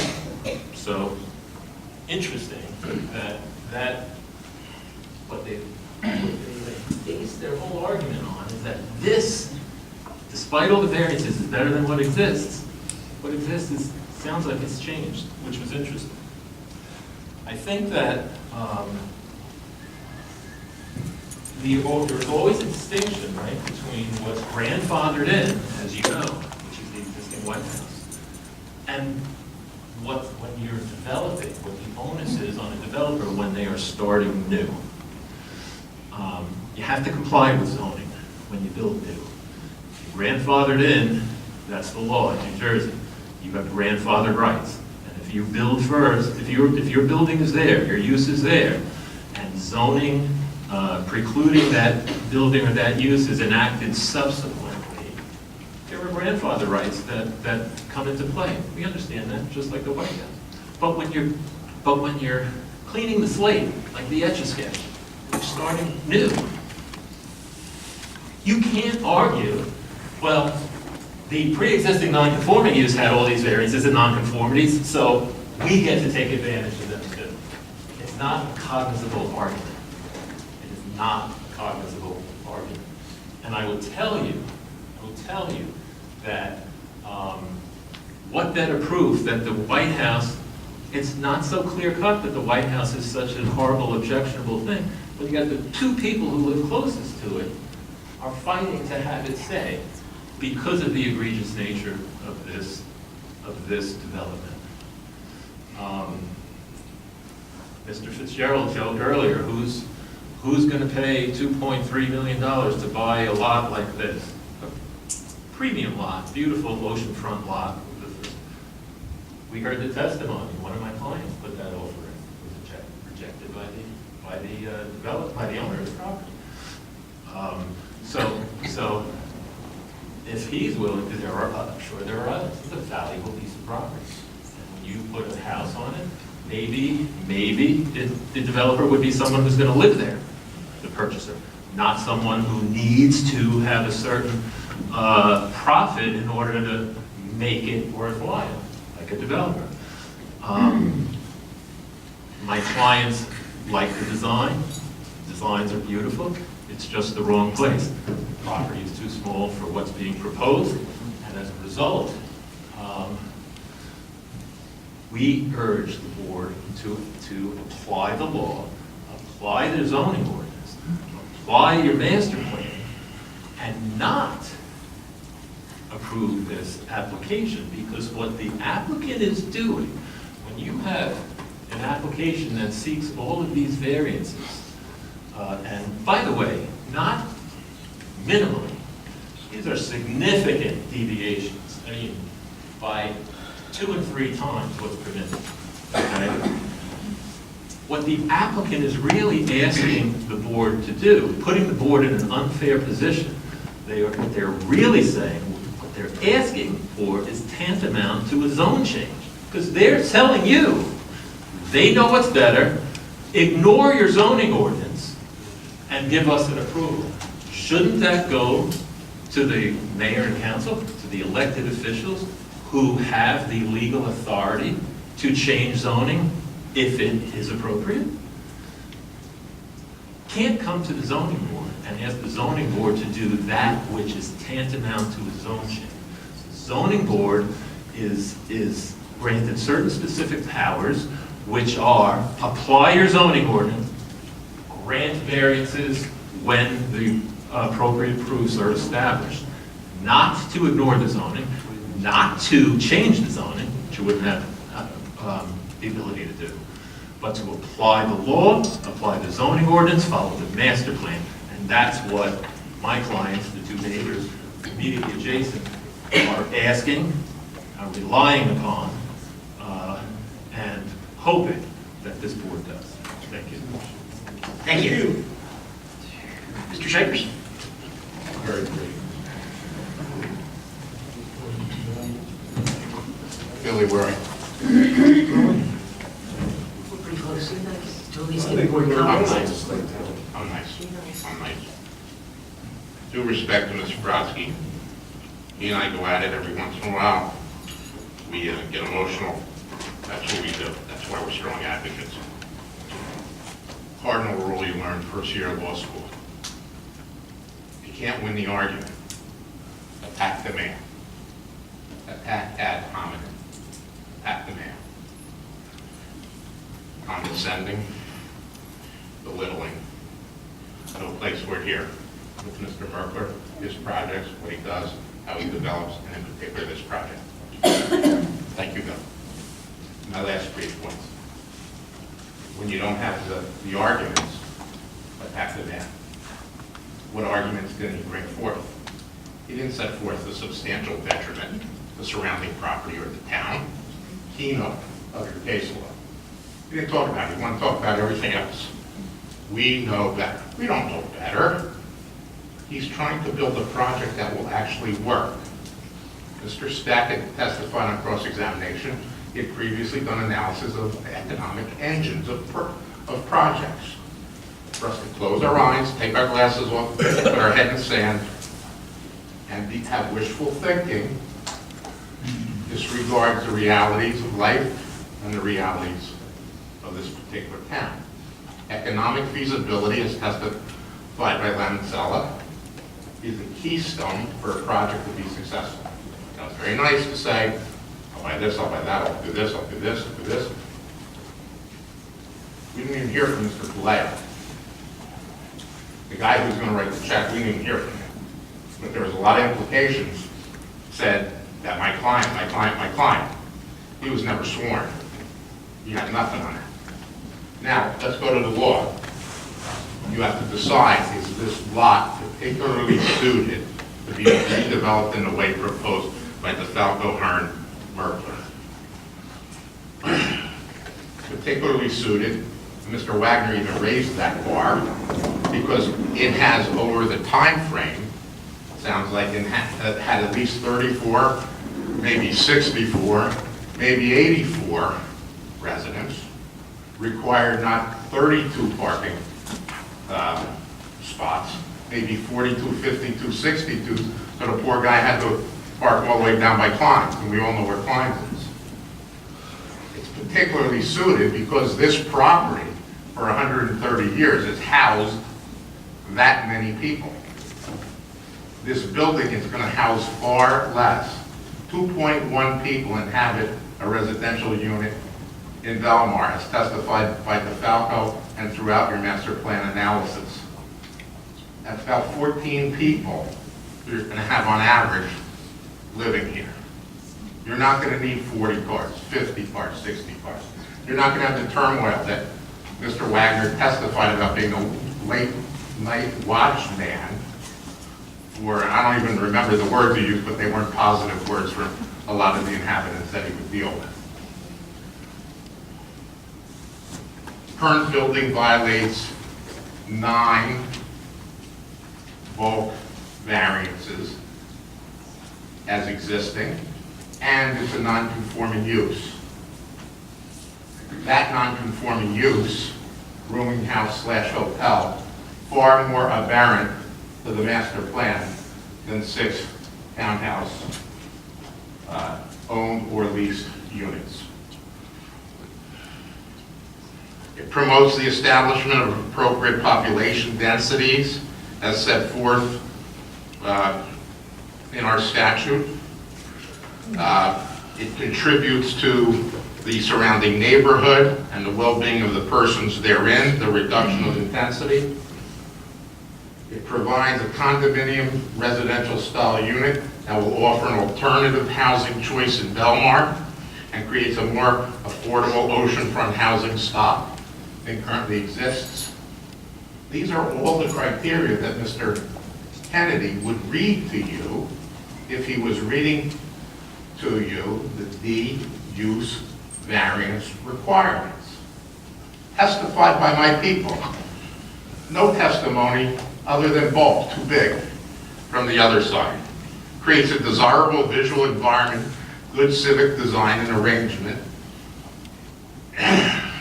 It eliminates an eyesore, which is a focal point on Main Street, and the focal point coming in from the north. Again, a statutory criteria that you can look for, and only one need to exist of everything I'm reading, for you to vote affirmatively to approve the application.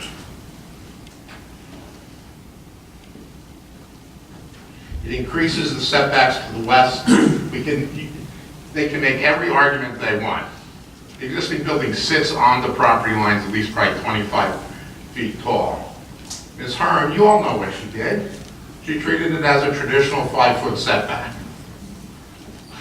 We often beg for a 5-foot setback throughout this town when we redevelop. Ms. Hearn was able to design to that standard. Good questions by Mr. Gregg about air conditioning. It can be accommodated. Question about parking may be able to be accommodated by clipping a corner a little bit. Stormwater runoff, testified by Mr. DeFalco. Controlled on site, no control currently existing. Empty nesters, low impact on the school system, promotes stable neighborhoods, increases community pride, eliminates substandard structure. I can go on and on and on. If Bill Merkler could spend $2.5 acquiring, any soft costs associated with that, if anyone's in the business, tear down a building for $100,000, and put up a 1.7 building. He's now selling that building for about $4.7 to $5 million before making a nickel. I'd love a $5 million sale on Ocean Avenue. But surrounded by multifamily homes, maybe Mr. Long, but surrounded on all sides with Mr. Long, you're not getting $5 million for a house. And as things appreciate, so will these prices. Economically not feasible. If he felt he can do 3, and somehow, from his perspective, jam 3 probably bigger sized houses in there, he would have done so. He has to sell square footage. He has to develop square footage. And if you cannot put all the pieces together, you don't have feasibility. Now, feasibility, we're not talking about money and profit. We're talking about whether it can be done without going red. Logic tells you no one's going to do a project with the hopes and prospects of going red. It's a difficult decision. It's a difficult project to look at. But you got to make some tough decisions. The community as a whole, the neighborhood as a whole, Belmar as a whole, coming over the bridge as a whole, there's no detriment to this. This is a great project, and everyone's going to be proud of it when it's built. Thank you so much. Thank you. Mr. Middleton? Just very brief. I think the board has a very unique, kind of a unique opportunity here. You're faced with you're confronted with a choice. The choice is, after 125 so years, you have a non-conforming rooming house, no parking, no drainage. We talked about it. It sits on a property line. I believe there's issues with the fire issues, safety issues. You have this one chance, an applicant came before you, who's got a track record in town, who said, I can eliminate, appears to be an eyesore, a safety issue with 6 condominiums. The focal point in terms of feasibility came from Mr. Monticello. He testified, I think uncontrovertedly and uncontradicted, that the value of the boarding house as is $2.3 million. That's really that's the base price that a willing seller would take. And he also testified, I think significantly, that for 2 single-family lots, they're worth about 1.65, 1.7 million. So the owner who testified earlier is not going to give away the boarding house, which is worth 2.3, 2.35 million, for 1.7. So you're confronted with a choice here that, do I as a board want to have the rooming house continue as is, maybe with some significant issues in the future, or allow this project to go forward, eliminate was an eyesore, and have a sure thing with 6 townhouses, parking, drainage, home ownership, and a built according to the code. And it's a obviously not an easy decision, but it'll be, from my viewpoint, from my client's viewpoint, a monumental decision, because you'll change this area of the borough, and I feel for the better. And I would request you to approve the application. Thank you. Thank you. Thank you. All right, Mr. Kennedy, now are we okay to open it up to board comment? Absolutely. All right, Mr. Fitzgerald, back to you. Okay, so where I left off, and it came up again, and it keeps coming up, and I just want to be clear about this, not only to the audience, but also for the record. The decision that this board makes is not going to be based on the price point or the profitability. We're not going to. We're going to make a decision based on the positive and negative criteria. Is it good for Belmar? Not is it good or profitable for the developer. So I just want to make sure, because there's been some indications made tonight that we're making profit, non-profit decisions. All the money that was discussed between the attorneys, not primarily from the board, and any questions that came from the board were related to, is it feasible? Can this project be built? Can it be done? But we could care less whether or not he makes money or loses money on the project. So we want to make sure that that's clear, because we're not being influenced by the developer's profit-loss motive, okay? Also, another indication that was made that this may set a precedent for future development. Each application is decided on its own merits. Each is unique.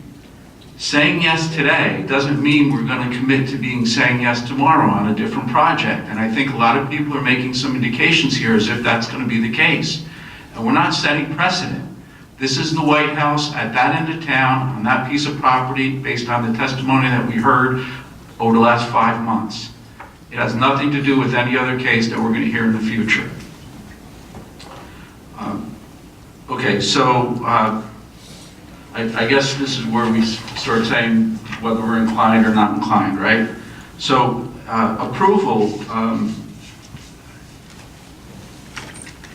approval would bring this current 34-unit building to be closer to the conforming guidelines. It's going to be less dense, better parking, significant improvements across the board as was outlined. So I'm not going to go over those again in the interest of time. There is concern for the lack of rehabilitation on the property because it's unlikely if something is not permitted to go in its place, the current structure will stay. It was good news to hear that it's not being rented because I am very concerned about the safety of the building.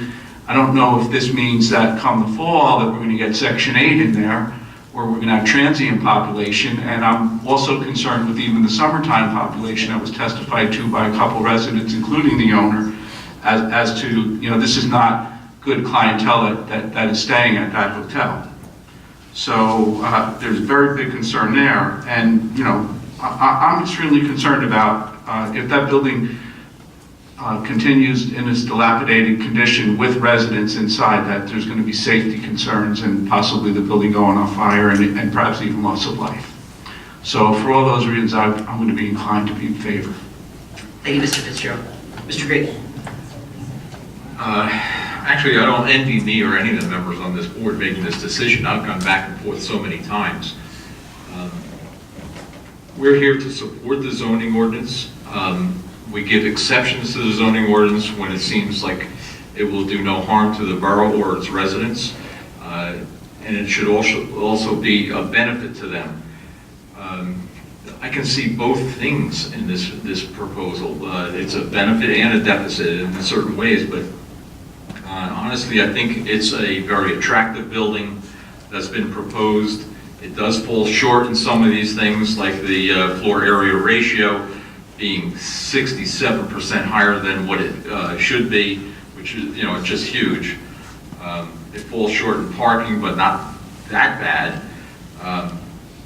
We spoke about that rear yard, possibly changing it to 7 feet. If I even think about voting yes, it's going to have to be 7 feet. You're going to have to clip that corner off the building and make those adjustments. And that would be a stipulation in me voting. So, you'll have to agree to that. I want a 7-0 vote, we agree. So you're willing to make that a condition of the application? Yes. Okay. And Mr. Kenny, do we have enough numbers to make that work? I believe that's now a 7-foot setback? I'm sorry, that would be a 7-foot setback for, A rear yard, westerly property line. And the air conditioners would have to be put in the attic. Agreed. 7-foot setback for the rear setback, is that what the potential suggestion is? Yes, it is. The rear setback or westerly property line. And you got the air conditioning. And the air conditioning. I have a lot of other notes on it, and a lot of stuff's been discussed already. It's no sense in going over anymore those things. It seems like we're almost rewriting this zoning ordinance by voting for, if we do vote for, all these different ordinances. There's a tremendous amount, maybe as many as we've ever had proposed to us. But I think that it's shaped a lot, demands that a lot of these ordinances be, these variances be in existence. If this was any bigger project, I'd certainly be voting no, but as it is, I think I'm going to vote yes for this project. Thank you, Mr. Gray. Mr. Ross? Yeah, I want to kind of follow along with Mr. Gregg's comment there about, I don't think you can go with the sheer number of variances. And we keep hearing about there's so many variances, there's so many variances. The existing property, which everybody wants to remain, has 10. And I look at that lot and it's a triangle. And I know we heard testimony that a single family house can be built in the triangle, but nobody's designed one yet. And there's a lot of hardship there, I think, with the size of this lot. That being aside, I've gone back and forth on this over the last 3 months as well. Would I like to see a smaller structure? Sure. But that's not what's being presented. We could throw the dice. I think that's hypothetical in and of itself. We've talked about we can't have hypothetical situations. There hasn't been anything presented here that has a lot of a more palatable alternative, to my knowledge. I mean, it's all hypothetical until it's done, right? The drawings, when you look at the drawings, I must admit, it's unlike any other multifamily structure I've seen. I mean, I think it's beautiful, the design, big fire, big chimneys and elegant roof lines.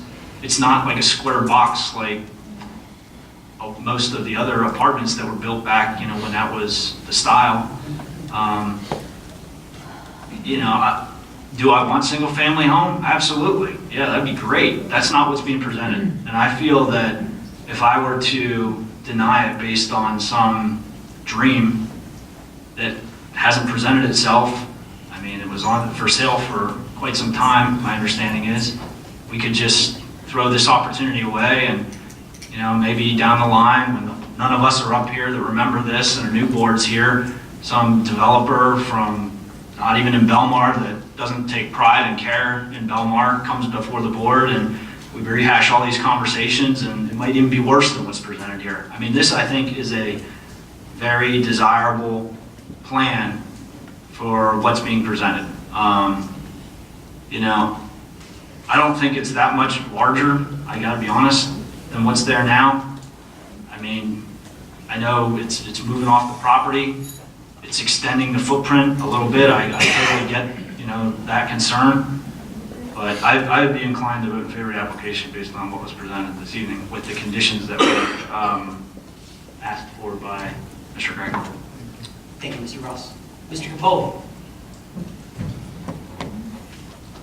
This is one of the hardest applications that I think we've had since I've been on the board. That's 7 years, I believe it is. I think this project has addressed a lot of the situations that exist. Parking, drainage, nobody mentioned asbestos abatement, which will probably have to happen. That's a big cost. It's a big thing. We're looking at a building that is vacant.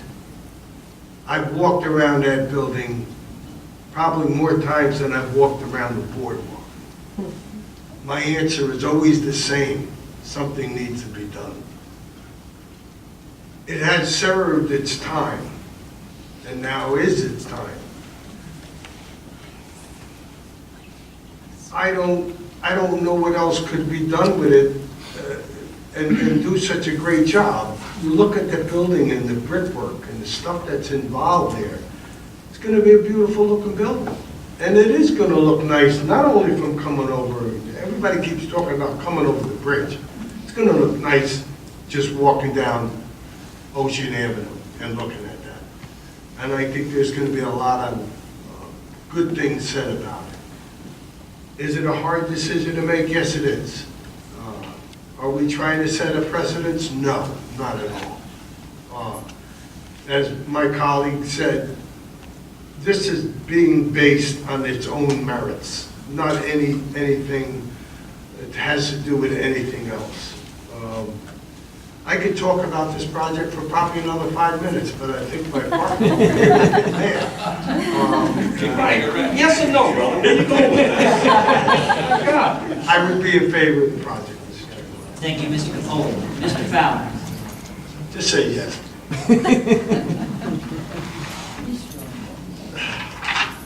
You can take your time, Mr. Fowler. Yeah, we got all night. I tell you, I don't like this application. I don't like the fact that we started in October. I don't like the fact that we're here in May.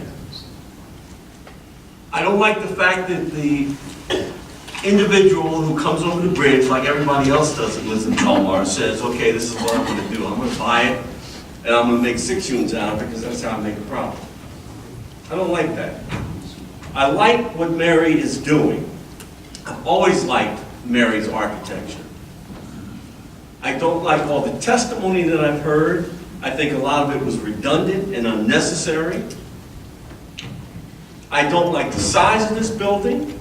I don't like the fact that we're tearing a building down, because the White House is going to come down. It will come down at some point in time. It might not be this week, but it's coming down, because it's made its time. I don't like the fact that when that building comes down, that something in its place is going to be even bigger in size.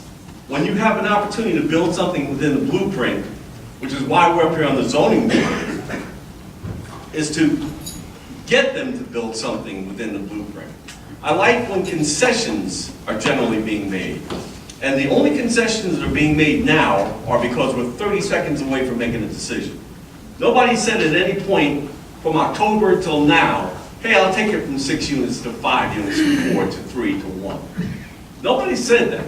Nobody said we'll cut corners until the questions were asked when they were finally asked. I'm really not happy about this application. I don't like the conversations that the attorneys have with each other. I don't like the conversations that the attorneys have with people that were opposed to it and felt like they were being berated. That was out of the context of what this community and what this town is about. I don't like the fact that people that are looking to buy the building couldn't have a decent conversation with the neighbors that were living right next to them. That said, okay, we're going to be just 5 feet off of your property as opposed to 40 feet, which we should be away from. I don't care about the guy with the socks coming into the room telling me, well, you know, if you built a single-family unit there, it'd be a lot cheaper than if we could put 6 units there because it would be worth a lot more. We want to be a single-family community. So I'm really on the fence if you're asking me how I want to vote on this application. I'm really on the fence because I like everybody in this room and I applaud the people. I applaud the people that have been here since October. and have sat here for all of these hours listening to unnecessary testimony. And the fact that I have to sit up here and I don't get paid for this. I don't get paid like the attorneys and the engineers and whoever else was in here whose name was on the ledgers. I'm really not happy about that. I have to believe that if this deal doesn't go down, I think somebody else will buy that building. I believe that. I believe there's offers that are out there that aren't being said. But maybe that's just my opinion. So, throw it out there for the vote, and when it comes to me, I'll see what I'm going to do. But I have to tell you, whatever decision I make, I'm not happy with the way this whole deal went down. I'm really upset and disgusted. That's all I have to say, Mr. Chairman, and I can't tell you how I want to vote on it. Thank you, Mr. Fowler. Mr. Palmside. I think the plan of building, that they're going to build is very, aesthetically pleasing. I think it's going to be a benefit to Belmar. I know that it's mixed between the community who wants it and don't want it, but I'm not particularly happy with what's there right now, the way it looks. So with everything in all the applications they're going to change and everything else, I'm probably going to be in favor. Thank you. All right, that leaves me. Without a doubt, this is probably the toughest application I've ever had to hear or make a decision on.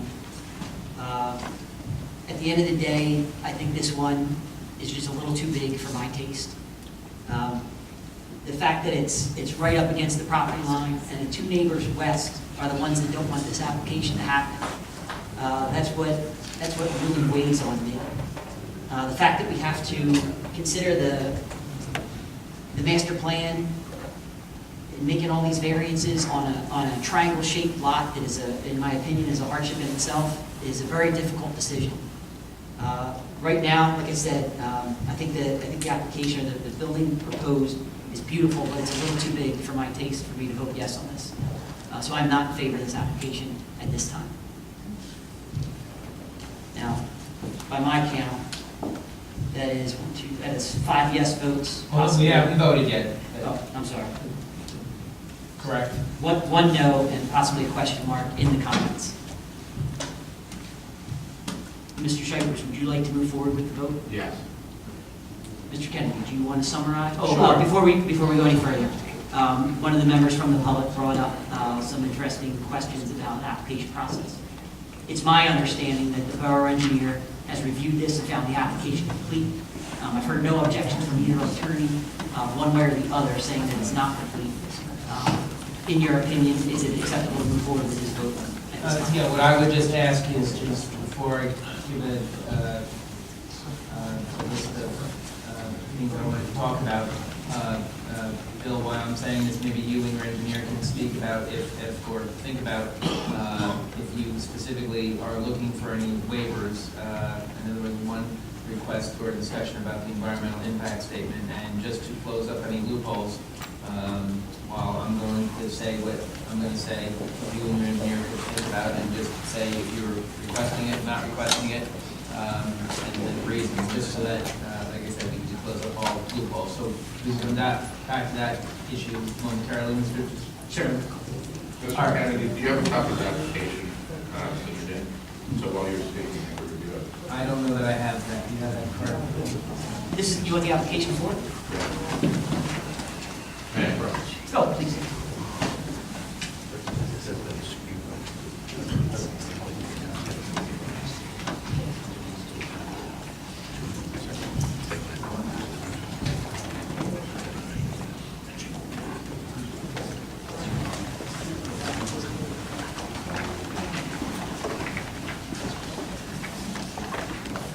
Okay, Mr. Chairman, just by way of very, very, very brief review, and I mean that,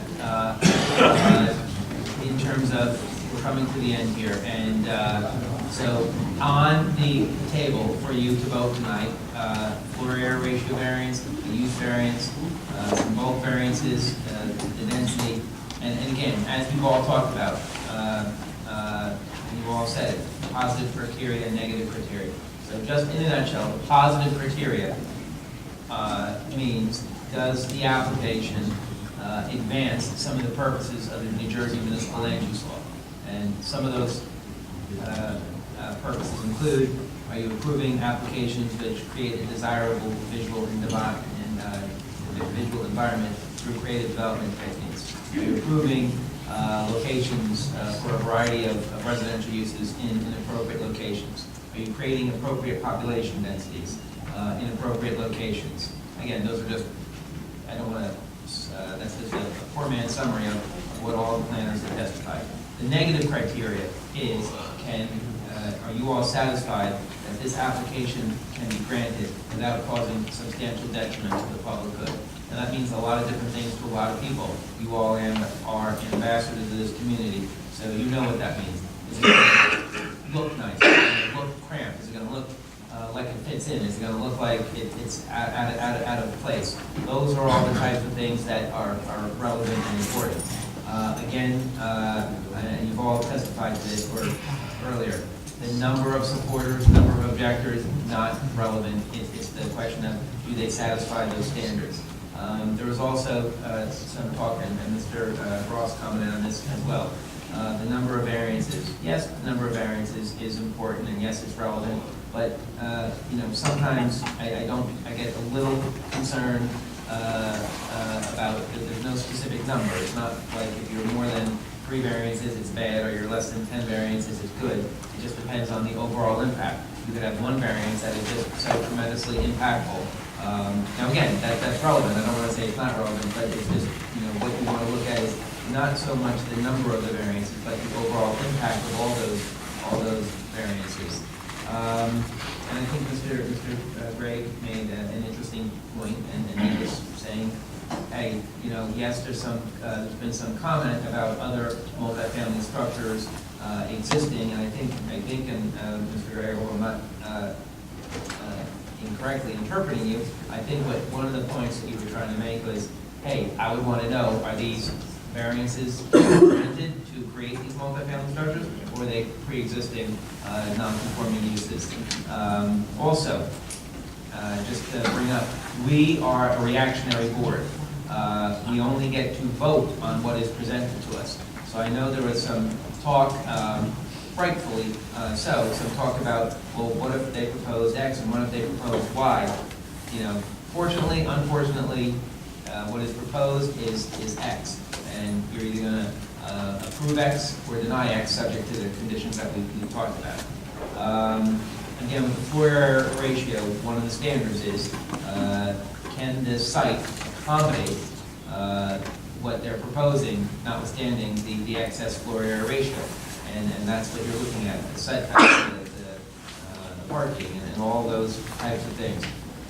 One of the questions that we always bounce back to is, does this use fit in with the character of the neighborhood? Why or why not? If you think it is in character, one of the things that you have to wrestle with is how do you justify the fact that the zoning ordinance and the master plan don't provide for this?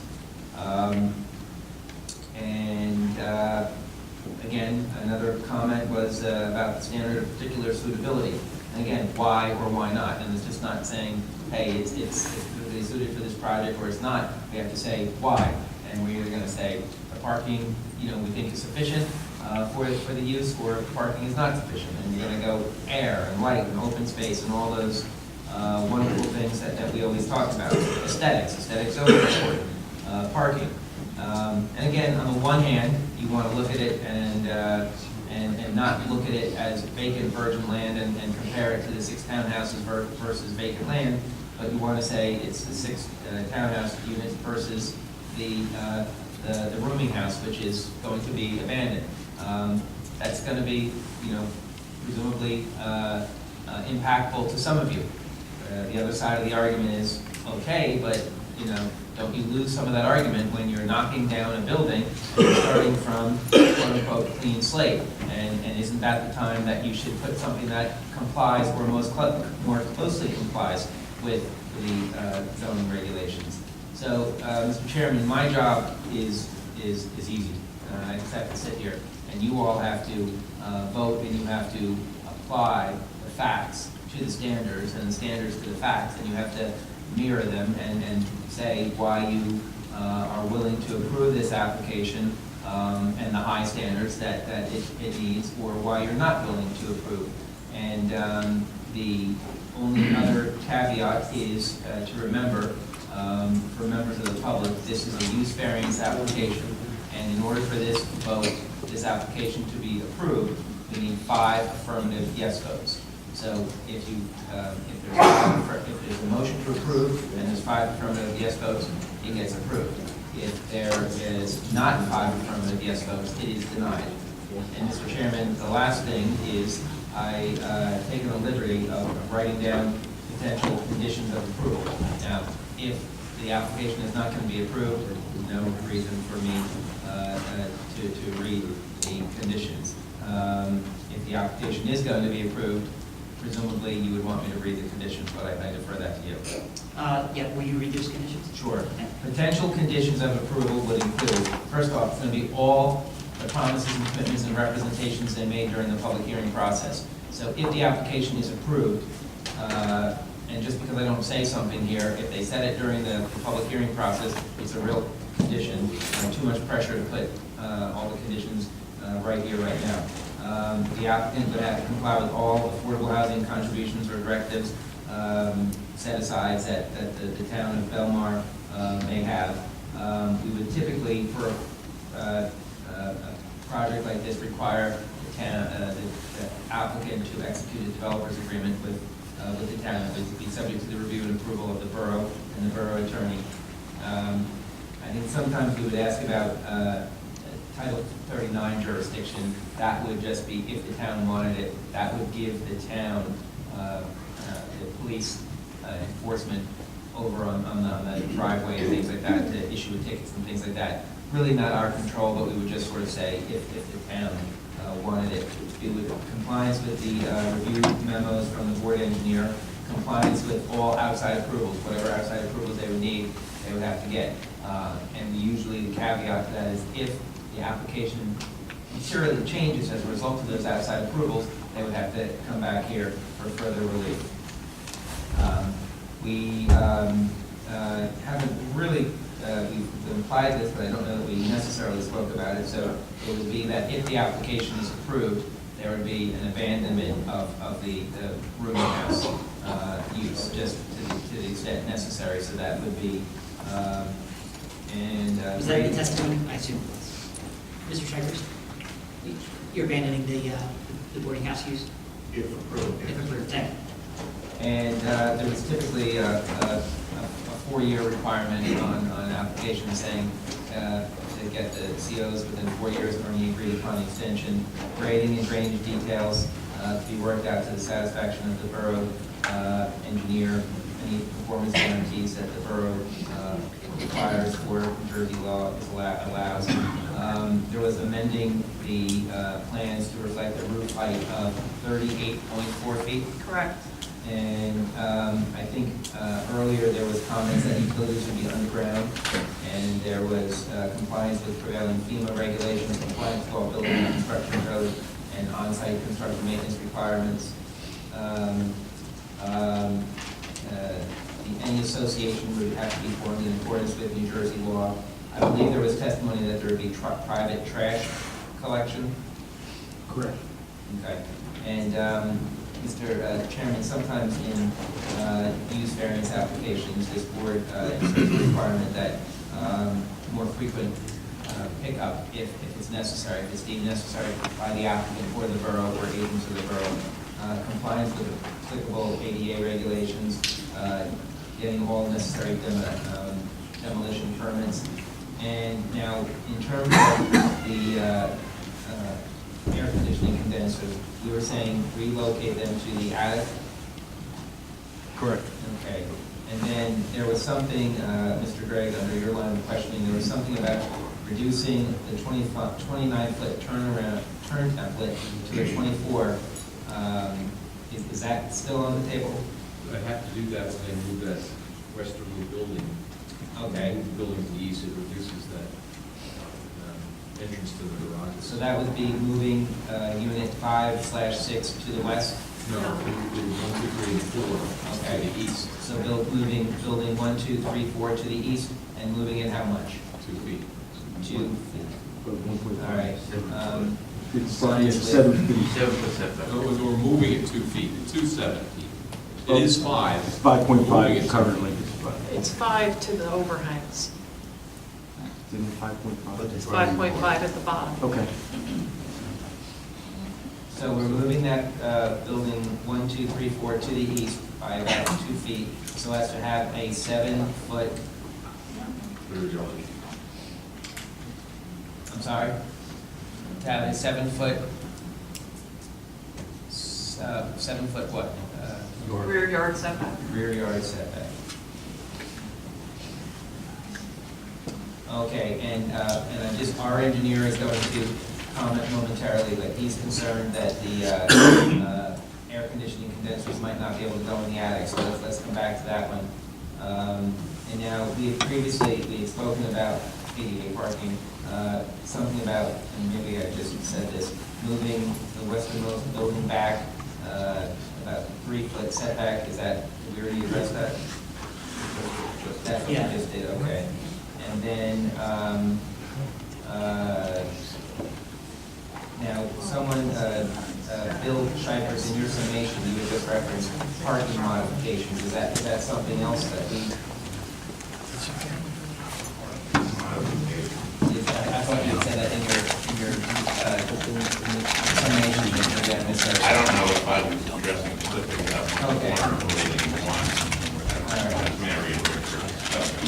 And then the 7-foot, we just talked about that. So maybe we can hear from the borough engineer on the air conditioning condenser issues?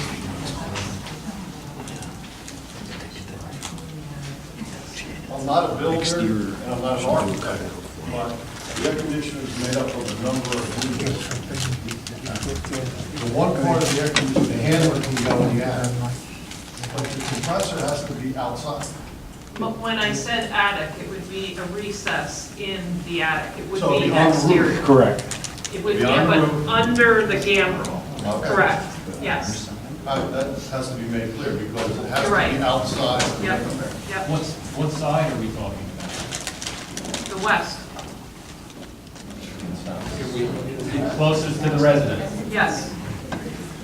Can we also then insist that they be the most quiet units that are available? Yeah, we will use the most quiet units available. And it'd be screened. Attenuation walls. Well, I would say maybe that too then, if you can, speaking of the sound attenuation walls. Well, we'll screen them across for appearance-wise. Right. All right, so I believe those were the gist of the conditions again.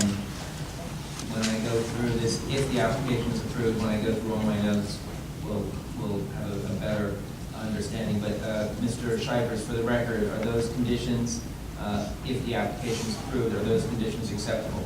Yes. All right, and then did you have any information regarding that environmental impact statement? We believe we checked it up. With due regard, the application did not have the existing checklist attached to it. I don't know if the engineers kept that checklist before it went to the board member. We submitted with the checklist, so did not have the ability to have the checklist in front of me. I do know from recollection, one of the waivers we requested the environmental impact statement. We don't believe that this is such a substantial project that that one is necessary as a large environmental impact or developments. Also no required. If there was a traffic impact requirement, we would have asked for a waiver on a traffic impact study as that was specified by our planner. If there was a requirement under this application for a stormwater plan, we believe we've addressed that with our engineer and our planner, and if there are any questions with stormwater, the architect. If there was a requirement, I don't believe there was, for a soil boring plan or evaluation, we'd be willing to do that to the borough engineer's satisfaction. We did that. Those are the ones that come to the forefront of my mind. I'm not so sure there's any others. We'd be willing to comply or work with the borough engineers on that. I did not prescribe waiver.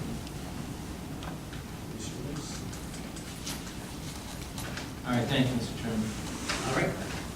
That's it, Mr. Kennedy? Yes. All right, can I have a motion to approve the application summarized by Mr. Kennedy? I'll make that motion. Thank you, Mr. Grigg. A second? I'll second. Thank you, Mr. Fitzgerald. Mr. Palmisano? Yes. Mr. Fitzgerald? Yes. Mr. Gray? Yes. Mr. Lisca? No. Mr. Ross? Yes.